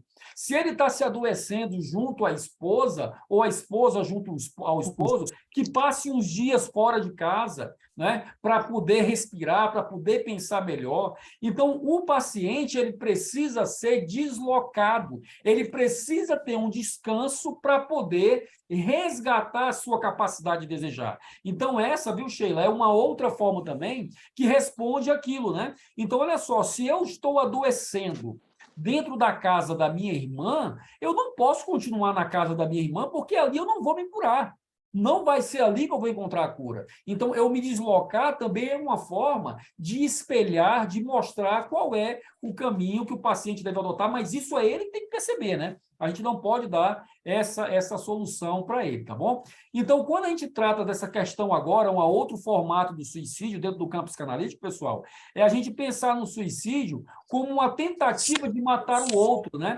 De matar o outro introjetado. Então, em todas as relações da gente, nós temos uma marca muito grande dessa simbiose emocional, que despersonaliza-nos a gente, por vezes, gradativamente, conforme o outro, né? Vocês já perceberam que uma pessoa, quando se junta com outra pessoa, né? Ou casa, ou está no trabalho, caramba, aquela pessoa era assim, depois que casou com fulano, mudou, não é mais daquele. Já perceberam isso? Então, essa simbiose emocional, em que eu dou espaço na minha vida para que o outro me componha, é uma outra forma, tá ok, de suicídio, que favorece o suicídio. Por quê? Porque eu vou perdendo a minha condição de me perceber, tá ok? E não mato esse outro que está introjetado em mim. Tá? Então, o suicídio ele vem com isso. Por quê? Porque eu preciso matar esse outro que está em mim, só que a pessoa não percebe que isso é inconsciente, né? Então, o suicídio, quem é que está me acometendo? Ah, não, a minha mãe me acometeu, a minha mãe me bateu, o meu pai puxava o meu cabelo, o meu irmão me abusou sexualmente, né? E essa marca, esse trauma me acompanha, eu não consigo ressignificar isso, eu não consigo elaborar isso, e como eu não consigo matar esse outro que me acomete, eu me mato. Percebe a ligação dessa fase, como é que é interessante? Então, o suicídio, ele vem como essa tentativa de matar esse outro que está introjetado, que está em mim, essa imagem introjetada do objeto que em mim faz esse escarcéu. Então, dentro desse contexto, pessoal, é muito importante a gente pensar no nível de vinculação em que o eu é igual ao outro, né? Então, olha só, a gente chega num nível em que, por exemplo, está lá um profissional, tá ok? Que é muito maltratado no trabalho, estou dando exemplo, né? Muito maltratado no trabalho. Mas ele já começa a se identificar com esse patrão, né? Diz, não, cara, eu mereço isso. Ele está certo, porque eu sou assim mesmo, e se eu fosse ele, eu faria o mesmo, porque eu acho que eu tenho que ser tratado assim. Então, quando eu não consigo fazer a separação... Oi, alguém perguntou alguma coisa? Oi, pessoal, alguém perguntou alguma coisa? Posso continuar? Oi, oi, tá todo mundo aí? Pode continuar. Tá. Pessoal, onde é que eu vejo aqui que está gravando? Vocês podem ver isso aí para mim se está gravando, por favor? Tá gravando, Ju. Está gravando, né? Tá bom, obrigado. Ah. Então, olha só. Então, quando eu vejo essa questão, eu não consigo fazer a separação de mim do outro, eu tenho exatamente também essa condição de matar esse outro em mim. E como eu não encontro esse outro, vai eu mesmo, né? Vai a minha pessoa mesmo. Então, eu fico num ponto de interrogação porque eu não sei por que eu me acometo assim. Tá? Então, quando a gente não consegue distinguir esse outro que tem a gente, através desses recursos da simbolização muito lacanianas, ou seja, quando eu não consigo botar o meu desenho, a minha marca, o meu carimbo, tá ok? Nessas marcas do outro na minha vida, eu não consigo me encontrar numa condição vital para viver como sujeito, né? Qual é um dos grandes propósitos da psicanálise? É transformar o ser humano da condição de objeto para a condição de sujeito, né? Se a gente for pensar um pouquinho na história da psicanálise, vamos aqui abrir só um parêntese, lá na época da hipnose, com Charcot, com Brown e até o próprio Freud, quando começou com essa técnica também, que até hoje é muito válida e se perdura, mas naquela condição, o paciente ele é objeto, percebe? O hipnólogo ele acessa via hipnose o inconsciente do paciente, tem acesso a esse conteúdo inconsciente, essas reminiscências, e por sugestão ele impetra uma solução na mente do paciente. Ou seja, o paciente é objeto, ele está recebendo um ato externo. Quando você migra do método catártico para a associação livre, o paciente passa a ser o operador de si, né? Por quê? Porque ele, ao proferir o seu discurso, ao proferir a sua fala, ele consegue se identificar e se perceber, e ele consegue perceber quais são as demandas que precisam ser atendidas. Por isso que o próprio Lacan falava, né, que o paciente não adoece de ouvir falar no set por parte do analista. Não, ele adoece pelo que ele ouve, do que ele mesmo fala. Por quê? Porque ele está botando para fora o seu conteúdo. Então, essa condição de perceber a si e perceber o outro tem que trabalhar muito na construção de sentido, né? Olha aqui embaixo aqui, ó. Então eu preciso identificar e reconhecer o fato de que através da palavra eu preciso aplacar uma parte dessa angústia e construir sentido, me identificando das minhas relações vinculares. Isso é muito importante, né? Então a análise, pessoal, ela pode ser o trabalho que vai representar essa chance para o sujeito de se transformar em uma pessoa vitalizada. Então, a análise precisa vitalizar, precisa hidratar, precisa alimentar, precisa enxertar no psique do paciente a vida, a vitalidade, o desejo de querer. E a única maneira que tem de se conseguir isso, como a Sheila bem perguntou, é a gente mostrar os ciclos de repetição, mostrarmos como o gozo está operando, mostrarmos quais são os resultados daquilo naquela vida, né? Agora, sim, se uma pessoa está vivendo uma coisa que ela não consegue sair desse gozo, e ali ela não consegue viver sem aquela dor, aí é um outro contexto de solução, né? É uma outra clínica, né? Nós temos que pensar na nossa clínica neurótica, na nossa clínica psicótica e na nossa clínica perversa. São três clínicas diferenciadas que requerem um tratamento diferente para cada uma delas. E eu quero aqui deixar aqui um parênteses, no dia 10 de dezembro, pessoal, só fazendo aqui um merchan rapidinho, no dia 10 de dezembro nós vamos estar no auditório do Taguatinga Shopping, tá ok? Com uma jornada de 8 horas de aula de estrutura clínica, onde a gente vai aprender cada casinha dessa, cada forma de personalidade dessa, cada forma de ver a vida, tá bom? Então, essa tentativa de matar o outro introjetado, ela vem muito nessa possibilidade da psicanálise, né? Que é de representar essa chance para o sujeito de transformar-se em uma outra pessoa. Por que em outra pessoa? Porque ele está massacrado, né? Ele está massacrado pela imposição do desejo do outro. Olha aqui uma mulher com um revólver, né, apontando para a sua própria cabeça, e um outro aqui que já foi, que morreu, né? Isso aqui é uma marcação de identificação de cadáveres, né? Então, essas pessoas, muitas das vezes, que cometem suicídio, elas estão massacradas pela imposição do outro. Então, a gente precisa entender de quem são as pessoas que nos acercam. O próprio Freud falou a frase, acho que foi Freud que falou essa frase, ele diz assim, ó, antes de você se diagnosticar com histeria, com depressão, perceba se você não está se cercado de idiotas, né? Quem são as pessoas que estão nos cercando? Quem são as pessoas que estão maculando a minha vida, que estão maculando o meu jeito, né, de viver? Então, essa condição toda, pessoal, vai desaguar numa situação de nós percebermos o suicídio, né, como uma forma de dar sentido, de não dar sentido à vida. Mas qual é o sentido da vida, né? Isso varia muito de pessoa para pessoa, né? Se você pegar uma pessoa que tem um entendimento de que a vida, por exemplo, tem determinadas religiões que entendem que o suicídio, que o ato de autoextermínio em determinadas situações sociais e geopolíticas são ali o passaporte para o paraíso, né? Então, olha só, para ele o suicídio já não vem vestido com essa capa do acometimento psíquico. Então, qual é o sentido que eu dou para a minha vida? Qual é a minha realidade psíquica? Eu sou o dono da minha vida? Essa é uma pergunta que a gente tem que se fazer, né? Como é que eu respondo essa condição? Quando eu percebo que as minhas decisões, que as minhas vontades, que os meus desejos estão completamente atrelados ao outro. Eu não estou dizendo aqui, pessoal, que você não deva ser compassivo, que você não deva tomar decisões colegiadas com seu esposo ou com a sua esposa, que você não deva pensar coletivamente. Não é disso que eu estou falando. O que eu estou falando é quando isso se torna em tal pé, em tal status, em tal condição, que você não tem mais desejo, você não decide mais. São os outros que decidem por você.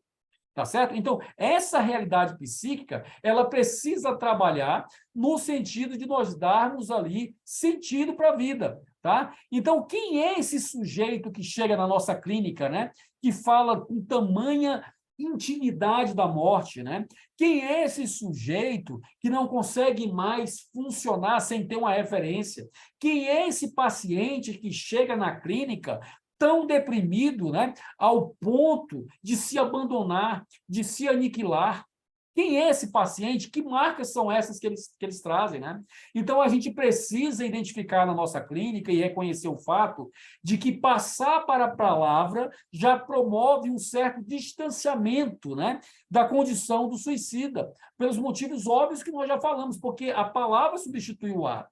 Então, a gente precisa, pessoal, dentro da clínica, conseguir escutar esse sujeito que está mortificado por esse massacre da imposição do outro, né? A gente precisa fazer as nossas intervenções, pensar na nossa clínica sempre voltado à proteção da vida. E é muito importante nós sabermos diferenciar, sabermos distinguir na vida desse paciente o que está se preponderando, o que está tomando prioridade. Se é o ideal de ego que a pessoa tem, esse ego idealizado que é construído a partir do outro, ou se é um ego ideal, ou seja, aquilo que eu sou possível ser. né? Tem até aquela música do Engenheiros do Havaí, né? Somos quem podemos ser, né? Enfim, a gente tem que entender que em determinados momentos da vida, nós só podemos ser aquilo que a gente pode ser. Por exemplo, olhar para a minha vida há 20 anos atrás e ficar me cobrando por uma postura que eu tive de 20 anos, naquela época era o que eu podia ser. Não sou mais hoje o que eu era antes, né? Belchior já cantava, né? Que o passado é uma calça curta que não me cabe mais. Mas na psicanálise, o passado é uma baita fonte de consulta, onde você pode ir ali trabalhar o seu presente e construir um futuro melhor. Então, essa percepção do ego ideal é muito importante para a gente passar a assumir as nossas escolhas. Sair de uma posição infantilizada de dependência para uma posição de autocuidado, de amor próprio, que são tão importantes para a nossa vida. Tá? Então, cabe a gente pensar dentro da clínica, pessoal, como é que está a relação desse paciente com o seu objeto de desejo. Qual é o nível de libido, qual é o K de libido, qual é a quantidade de libido que esse paciente está destinando para esse objeto de desejo. E assim esquecendo de si, né? Então, a conversa, o diálogo do suicídio com a psicanálise, ele está muito calcado nessa coluna dorsal, nessa questão desse entendimento. Qual é o entendimento? O quanto de mim eu estou me perdendo e quanto do outro está ganhando espaço em mim. Tá? Então, quando a gente pressupõe que essa vida esteja acima de qualquer coisa, de todos os esforços, a gente deve empreender todas as ações no sentido de preservá-la, né? Nós temos que preservar essa vida. A nossa clínica tem que estar voltada para essa clínica da preservação da vida. Mas, Júlio, qual é o lugar que eu ocupo quando esse paciente decide, não, eu quero morrer? Júlio, não interessa, eu quero morrer. Na semana que vem, eu vou cometer o suicídio porque eu não aguento mais. Eu não aguento mais essa vida de escassez, eu não aguento mais ter pessoas me cobrando, eu não aguento mais uma vida financeira destroçada, eu não aguento mais um casamento infeliz, eu não aguento mais uma vida profissional que não me atende, eu não aguento mais. Eu quero sair desse mundo. E aí, qual é a posição do analista nessa condição? Né? É importante nós pensarmos, pessoal, que a nossa clínica tem que estar voltada sempre para a preservação da vida. Nós precisamos entender que o paciente, em determinados momentos, ele está num grau de acometimento de ideação suicida que ele não tem condições de perceber as decisões que ele toma. Lembra que eu tinha falado daquela condição do desejo do analista? Então, o paciente tem que perceber que ele não tem um desejo para habitar, que ele não tem uma meta de vida para ter, mas ele está dentro do desejo do analista. O analista quer ele vivo, o analista quer que ele mude de vida, o analista motiva que ele faça atividade física, ele motiva que ele procure ficar bem, mas isso após um bom rescaldo de verbo, né? Depois que ele botar para fora, que você ouvir essa dor, que você ouvir esse sentimento, que você ouvir essa percepção do paciente, você vai estimulá-lo a essa vitalidade. Então, é muito importante a gente entender que esse sujeito que chega no nosso set, ele quer se livrar de todo esse mal, pessoal. Ele quer se livrar dessa angústia. Ele quer se livrar de tudo isso que o acomete. Então, eu preciso, sim, trabalhar dentro dessa ética psicanalítica, na ética do desejo, aonde eu vou promover vitalidade a esse paciente a tal ponto que ele passe a se responsabilizar pela verdade do seu gozo. Lembra que eu tinha falado antes? O que é o gozo? O gozo é a maneira que eu repito e que me canaliza para a pulsão de morte. O gozo é aquilo que me leva a tal ponto que não me soma, que não me acresce. Então, quando eu me responsabilizo... não, você quer beber 40 garrafas de cerveja numa noite, você está responsável pelo que vai acontecer depois com você? Você está entendendo qual é o cenário que pode vir depois? Você está dirigindo? Você não pode beber e dirigir. Qual é o cenário que vem depois disso? Então, Freud, pessoal, ele nunca falou para a gente em desejo de morte. Ele falou para a gente em pulsão de morte. Então, é interessante a gente promover esse encontro do paciente com as suas pulsões, de mostrar, olha como é que você está desejando isso. Você percebe aonde isso vai dar? Isso te faz bem? Como que isso está te consumando? Não, me faz bem eu chegar em casa e quebrar a televisão e quebrar tudo, porque é a forma de eu descarregar. Tá, mas depois você vai ter que comprar para outra, né? E nisso, olha o trauma que a sua família está vivendo. Você está percebendo o trauma que você está fazendo a sua família passar? Você promover o encontro do paciente com esse espelhamento dele é a forma que você tem, uma das formas que você tem, que a gente está tratando aqui, de ativar essa vitalidade e dele se entender nessa pulsão de morte, tá? Então, a gente, quando busca essa condição, quando a gente tem essa condição de não ter um sentido para a vida, eu favoreço o suicídio. Tá? Mas e a ética da psicanálise, Júlio? A ética da psicanálise ela não trabalha com essa ética do bem, né? Ela não trabalha com essa condição de querer o bem, tá? Aí não, porque eu estou aqui na sessão para fazer. Não, o propósito não é esse. O propósito é você entender em que grau de acometimento esse paciente está, para que você possa, sim, impelir a sua clínica à preservação da vida através da responsabilização dele pelo seu desejo. Esse é o foco. E isso é uma ética do bem. Vocês percebem? Eu não faço bem, assim, não, paciente, vem cá, eu vou pagar uma academia para você, eu vou fazer uma feira de alimentos naturais para que você se alimente melhor. Não é isso. Você está entendendo, ô Joãozinho, por que você está se acometendo desse jeito? Você está percebendo o que você está fazendo com a sua vida? Então, quando ele tem acesso a esse bem-dizer do analista, ele passa a entender que existe um desejo de vida a ser desfrutado. Então, essa prática da ética do bem-dizer promove ali o analista para a condição de preservar a vida desse paciente, levando ele a se responsabilizar com o seu gozo. Mas em que momento isso, né? Em que momento eu tenho condições de fazer essa promoção? Será que o meu paciente está quimicamente equilibrado para poder entender os fatos que ele está fazendo? Será que ele não está com a sua parte psicótica mais aflorada, em surto, numa briga, numa condição de luta dele com essa realidade externa, que não faz pensar no que ele está fazendo com ele mesmo e com as pessoas que estão perto dele? Qual é a condição desse paciente? Então, a gente precisa pensar exatamente qual é a ética possível na clínica, né? Para que essa questão da pulsão de morte não seja levada ao seu extremo.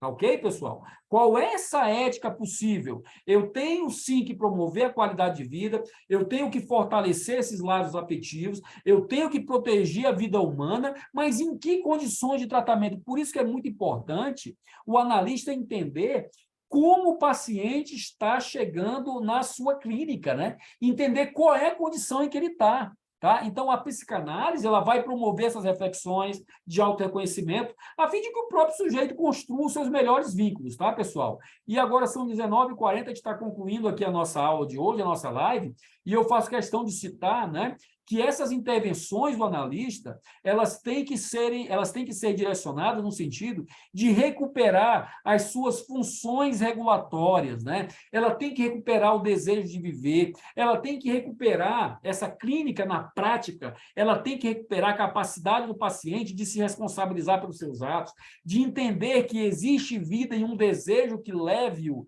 para a pulsão de vida e não para a pulsão de morte, né? Porque elas são interligadas, né? O que é que você alimenta mais? É como se fosse um lobo de duas cabeças, né? É um lobo de duas cabeças. Qual é a cabeça que você está alimentando mais? O corpo da pulsão, ele vai sempre junto, né? Então, por onde entra a boca do seu alimento emocional, se pela boca de uma cabeça do lobo ou pela outra cabeça do lobo, é o que você vai ter de tendência, né? Aí vem a questão do espelhamento. Quando eu promovo o espelhamento desse paciente, eu dou a oportunidade a ele de alimentar a cabeça da pulsão de vida, desse cachorro de duas cabeças, né? Aí não, eu vou fazer uma atividade física porque eu estou mal fisicamente. Eu vou me alimentar melhor porque o meu fígado está com gordura. Eu vou comer mais salada porque, sei lá, o meu coração está com a veia entupida, tá? Então, eu preciso promover o espelhamento nesse dragão de duas cabeças da pulsão para que essas cabeças se enxerguem, né? Que a pulsão de vida enxergue a pulsão de morte e ela olha, você não é mais do que eu.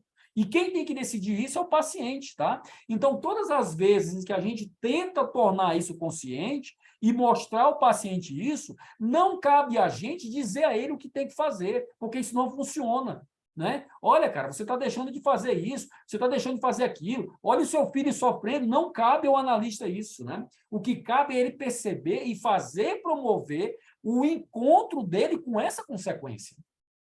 Como é que está a sua família? Está bem ou está mal? Como é que você está no trabalho? Está bem ou está mal? É ele que tem que responder. Você não pode chegar para ele assim, olha aqui, cara, você está vendo aqui o que está dando de consequência para você? Ó, você vai morrer, hein? Olha só, você vai preso, hein? Olha a diferença da abordagem. Você percebe quais são as consequências para onde isso pode te levar? Ai, não, mas você quer? Então vamos trabalhar essa repetição, né? O que é a repetição? O que é o gozo? É exatamente a repetição de um desejo infantil não atendido. Você está lá enquanto criança, dá os braços para o pai, chama o pai para uma festa, para um aniversário, para uma atividade do colégio, você não vai, e você vive cobrando do outro que te deu aquela atenção que o teu pai não te deu. E quando você não recebe, você bate, você é violento. Então, você precisa promover dentro do SET essa articulação do passado e do presente para que o paciente tenha, em um ato de insight, de identificação de como ele está repetindo um acometimento e reminiscência do passado, né? Então, isso é muito importante, pessoal, né? A gente precisa validar cada caso. E eu fiz questão de botar esse texto, que é um dia após o meu suicídio, né? Que foi o texto de uma... Acho que ela é até médica, essa moça. Eu procurei o nome dela, mas não encontrei. Se alguém não encontrou, se alguém encontrou, por favor, depois eles me passem, que é para eu acrescentar aqui, tá? Então, eu vou ler para vocês aqui rapidinho, ó. Um dia após o meu suicídio, eu me apaixonei pelo meu marido ao vê-lo chorando no chão do meu quarto, abraçando minha camiseta, suja de sangue, com minhas fotos espalhadas ao seu redor. Eu vi tanto amor em seus olhos. Um dia após o meu suicídio, eu senti o quanto meus pais me amavam, por mais que muitas vezes eles fossem durões. Em meio a tanta tristeza, eles falavam com os olhos cheios de lágrimas o quanto sentiam orgulho de mim e o quanto eu era sensível com o próximo. Isso aí são as pessoas que nunca falaram para ela isso, e ela vendo isso depois de morta, né? Ela vendo essa cena dessas pessoas que ficaram.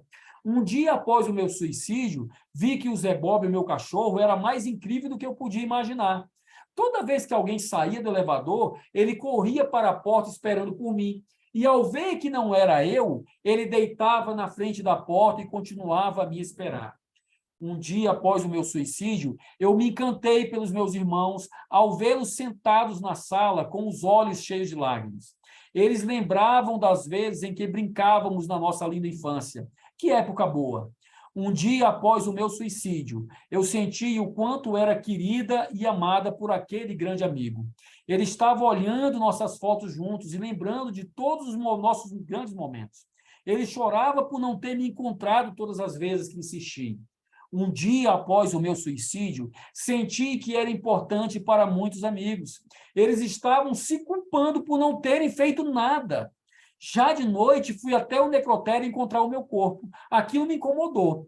Olhei para mim e disse, tantos sonhos que tínhamos, né? Agora ela conversando com ela, né? Tantos amores, tanta gente para conhecer. Você tinha tantas pessoas que te amavam e mesmo assim jogou tudo para o alto. Graças a Deus, isso foi só um sonho. Você pôde ler isso. Você ainda está aqui e pode mudar a sua vida para sempre.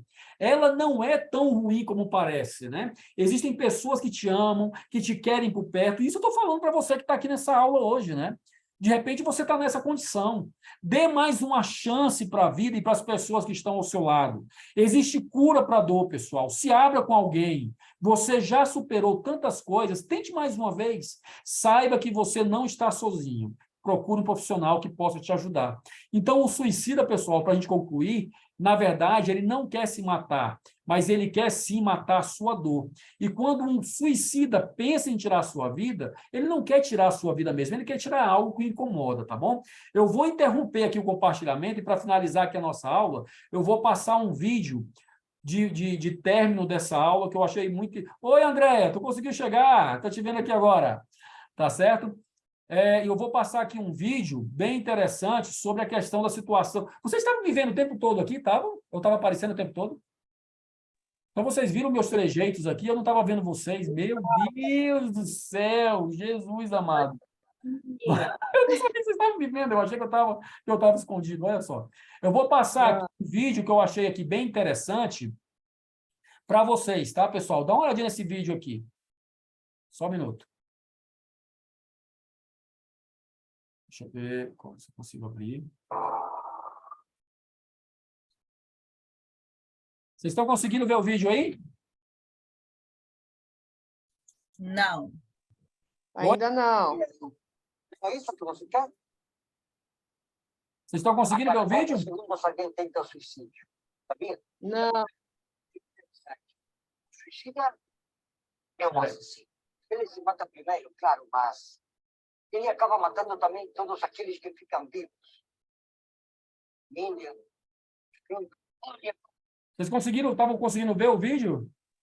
Não, tá Não. aparecendo só o áudio, Júlia. Então, peraí, Vídeo deixa eu ver não. de novo. Lá vem eu. Treinei tanto essa parte, Andréia, tá vendo? Eu sabia que ia dar chabu. Mas eu consigo. Peraí, que eu vou conseguir ele aqui. Só um minutinho. Passei a tarde toda treinando essa transição aqui. Mas peraí.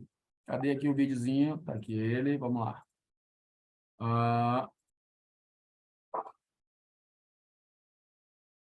Tá vendo?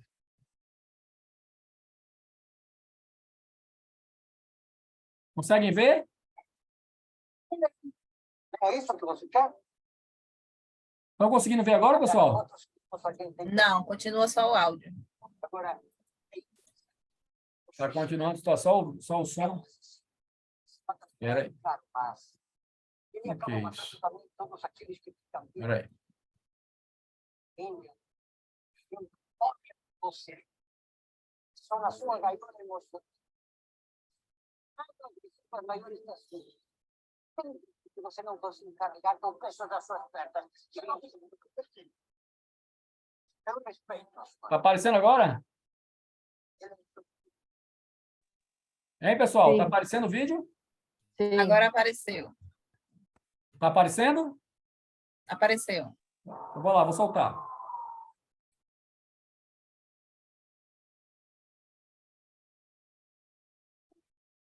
É isso que você quer? Quantos segundos alguém tenta o suicídio? Sabia? Agora, é interessante. O suicida é um assassino. Ele se mata primeiro, claro, mas ele acaba matando também todos aqueles que ficam vivos. Índia. Olha para você. Só na sua gaiola emocional. Nada que fica as maiores pessoas. Que você não consegue carregar com o peso das suas pernas. Eu respeito a sua. Ela é tua, é a única coisa que você consegue realmente sentir. Inclusive, eu admiro a sua coragem. Coragem? Claro! Imagina se jogar dessa altura, esmagar totalmente seu corpo em troca de uma noite tranquila na solidão. Você está sentindo seu coração batendo? Parece que vai explodir no seu peito, não é? Está gritando para você deixar de ser inocente.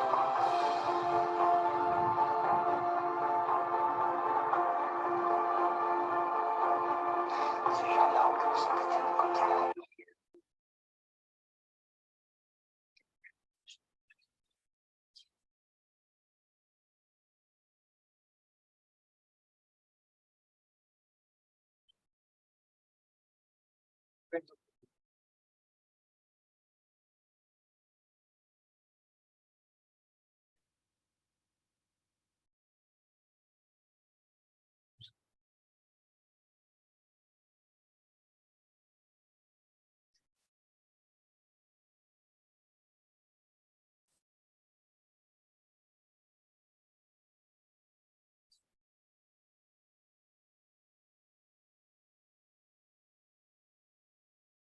Lindo demais, né? Uma vírgula.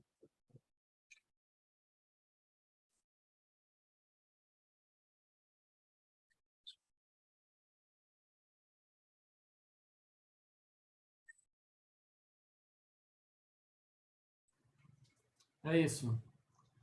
É isso, pessoal. Assim a gente termina a nossa aula. São agora, pelo meu relógio aqui, 20 horas em ponto. Tá certo? É isso, foi essa a proposta. Só uma coisa, durante a passagem, eu fiquei na frente dos slides. Ficou. Ah, meu Deus. Ai, Júlio, deixa eu te perguntar uma coisa. Como é o nome desse filme aí mesmo? É um filme que foi feito a partir do livro Vendedor de Sonhos, de Augusto Isso Cury. mesmo. É maravilhoso esse filme. Caramba, eu tinha treinado para ficar aqui, ó. Aqui que era para eu ter ficado, ó. E eu Mas fiz- foi ótimo ficar te olhando também. Mas deu para ver bacaninha, deu para ver o slide, tudo certinho? Deu Pois sim. é isso, pessoal. Perguntas, querem perguntar alguma coisa? Botem aí, vamos fazer uma foto aqui, coloquem o rostinho de vocês aí. Aí, Argolo, Milena, Odair, Lisandra. Nossa, Legal. Júlia, eu tô com um turbante na cabeça. Não sei se eu vou aparecer, não. Tô Não muito- tem problema, não. Oi, Ana, tudo bem? Pessoal, eu só peço desculpas aí que eu fiquei na frente do slide. Eu tinha treinado aqui, Andréia, olha. Eu treinado ficar aqui, do lado do computador. Não atrapalhou vocês para entender a aula? A aula foi perfeita, não teve problema nenhum. Deixa eu tirar uma foto aqui. Vamos lá, deixa eu botar aqui. Vou tirar uma foto. No tempo 3 aí, vocês fazem um X. Atenção, 1, 2, 3 e... Valendo! Aí. É isso, pessoal. Vocês querem perguntar alguma coisa? Querem tirar alguma dúvida? Ninguém tem dúvida? Então foi bom demais. Foi ótima. Na verdade, eu tenho uma questão, eu de novo, né? Pode Mais falar. uma vez. Quando você fala dessa questão do analisando não encontrar o desejo e ele se projetar no desejo do analista, É né? uma solução, né? É uma solução. Sim. Tá. Não ficou muito claro para mim como é que isso é possível, Deixa porque eu lhe eu dizer. penso... Deixa eu lhe dizer. Ah, O princípio todo da análise tem uma coisa freudiana que você só encontra nas entrelinhas da obra freudiana, né? Freud tinha dentro da técnica dele uma busca de fazer troca de conflitos, né? Por exemplo, você trocava uma neurose de angústia por uma neurose de transferência, né? Você deixava de sofrer com as suas dores e sofria de amores pelo seu analista, né? Ou pela sua analista. Então, Freud tinha dentro da sua técnica esse manejo de ir trocando de dor em dor até que ele conseguisse chegar no estágio em que ele se percebesse consigo mesmo e conseguisse viver. Só que o que acontece? Enquanto o paciente está em conflito, você está dentro do campo da solução. O problema é quando ele não quer mais nada, percebe? O problema é quando ele deixa de desejar, ele não tem desejo, ele não tem propósito, ele não tem meta.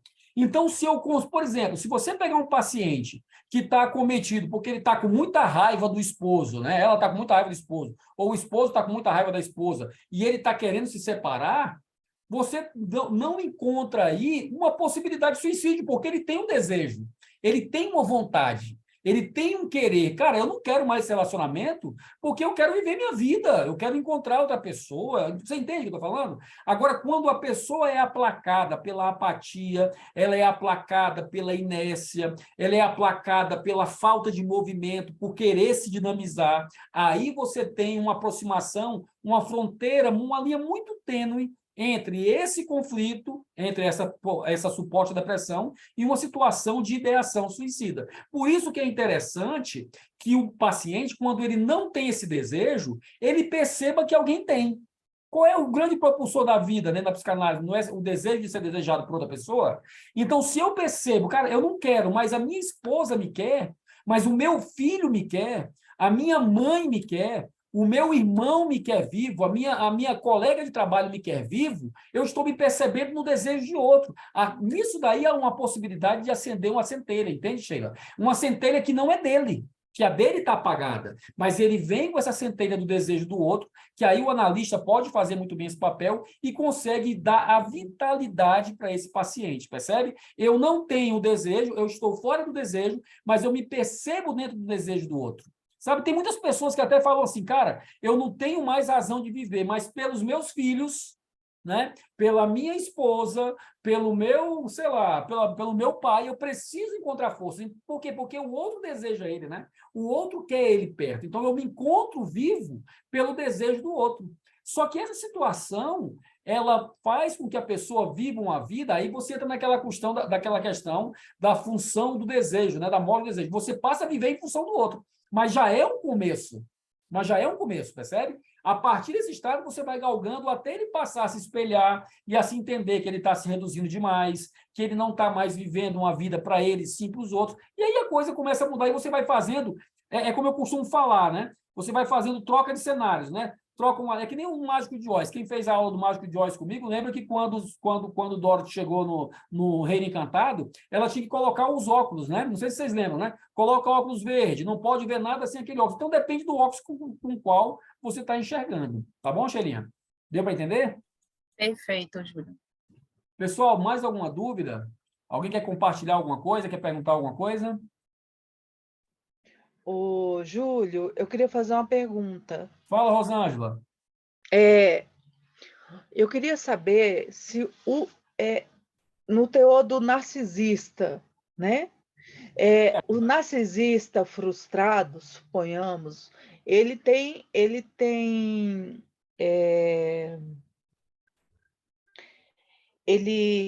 também tem a inclinação de suicídio diante da frustração dele?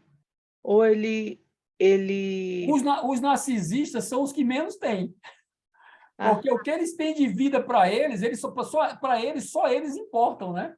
Só eles exatamente. importam, Mas entendeu? eu assisti alguns filmes que os narcisistas dentro da psicopatia, alguns se suicidaram, Tá. suicidaram Sim, sim. justamente para dizer que o outro não tinha o direito de tirar a vida dele, sim ele, a si mesmo. Essa condição do narcisismo dentro do conceito da psicopatia, Rosângela, ela já leva para aquela condição de não ser mais um conflito dele com o outro, né? Mas é um conflito dele com a realidade externa, entende? É uma outra caracterização clínica, né?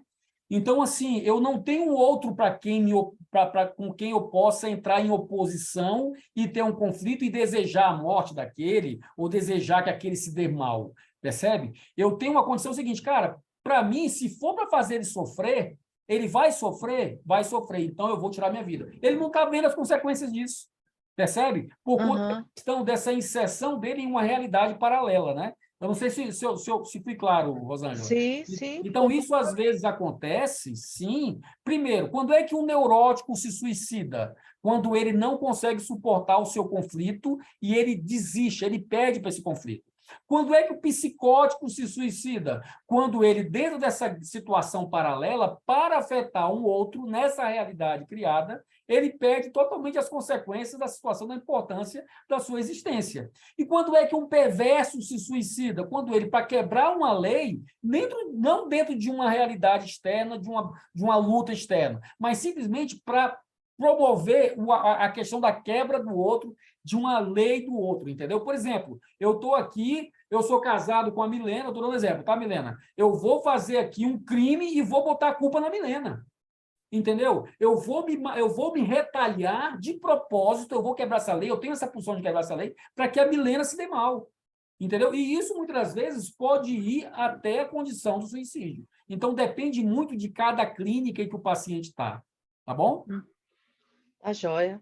Obrigada. Pessoal, mais alguma dúvida? Alguém quer perguntar mais alguma coisa? Gisele, Sheila. Então, pessoal, foi muito bom estar com vocês. Muito obrigado pela atenção, pela paciência de vocês, tá certo?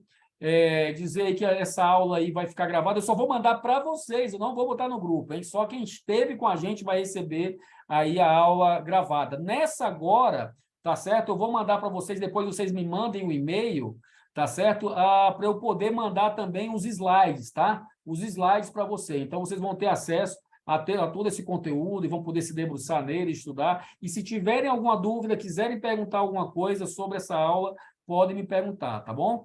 Eu só preciso achar aqui agora, André, me socorre aqui. Onde é que eu encontro o botão de gravação? Está aqui. Ah, está aqui, gravando, né? Interromper gravação.